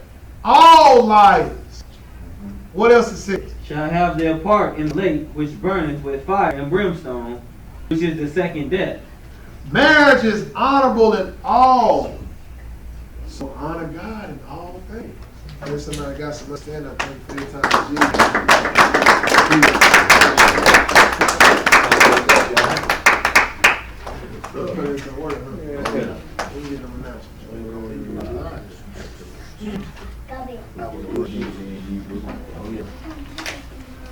Alright, so we'll have sad announcements. Our prayer is that the eyes of your understanding were enlightened by today's lesson. DVDs and CDs of the lessons are available. Please place your order in the offering box. Along with your donation, pick up your DVD/CD up at the podium next Saturday. Please tune into the Thy Kingdom Come television program, which airs in various locations. Let us finish the announcement. Go ahead. Also, join us for question and answering Bible study in about an hour from now. And every Wednesday night at 8 p.m. Eastern Standard Time, live stream or teleconference at 860-970-010, access code 343-53-1334. If you feel you are ready to be baptized, please sign the baptismal list of the podium or speak with Brother Tony or Brother Anthony. On the first Sunday of every month, we broadcast the Bible in plain view. This broadcast gives brothers an opportunity to read and or teach a short minute 30 class. If you are interested in helping, please let us know. The following is the dress code for our services. All clothing should be modest in appearance. Nothing tight-fitting, overly baggy, sagging, or revealing should be worn. Men are to remove hats and all head covering, and women should wear a head covering, such as a hat or a scarf, according to 1 Corinthians 11, verses 1 through 7. If your young child becomes noisy during the lesson, distracting other members, please remove him, her, to the other room next door. Any tithes, offerings, or free will should be put in an offering envelope and placed in the offering box near the podium. Pray for our strength as we pray for you until next Sabbath. Peace. Peace. Hey, if y'all want to put in y'all notes, it was on my original copy, but it was late. 1 Corinthians chapter 7, 1 through 5. It was supposed to be in on this. And I was really just talking about, you can go read it. Right? Yeah, it ain't on that one. I knew I had missed it. 1 Corinthians 7, verses 1 through 5. But with that being said, when is Trump? September 30th. Oh yeah. Okay, so they ain't too far off. Anybody got anything? Alright, so I always, hey man, y'all keep each other in y'all prayers. Man, y'all keep my brother in prayers, keep my wife. She's a child, keep her in prayers. I definitely keep y'all in our prayers, man. But if nobody ain't got nothing, I'm gonna close it up. I'm gonna kill that.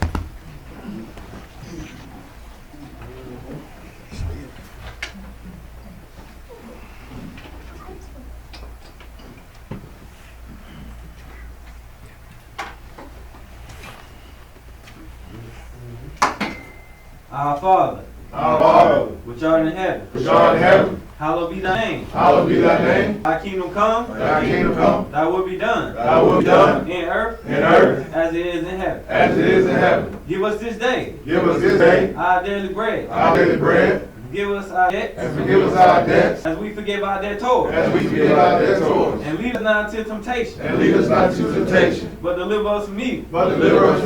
For thine is the kingdom, and the power, and the glory, forever. Praise Praise the Lord. Praise the Lord. For he is good. For he is good. And his mercy endures forever. And his mercy endures forever. Praise the Lord. Praise the Lord. God of Israel. God of Israel. For he is good. For he is good. And his mercy endures forever. And his mercy endures forever. In Jesus' name we pray. In Jesus' name we pray. The Holy One of Israel. The Holy One of Israel. The King of Kings. The King of Kings. The Lord of Lords. The Lord of Lords. The one true God. The one true God. And there is no other. And there is no other. Amen. Amen. Hallelujah.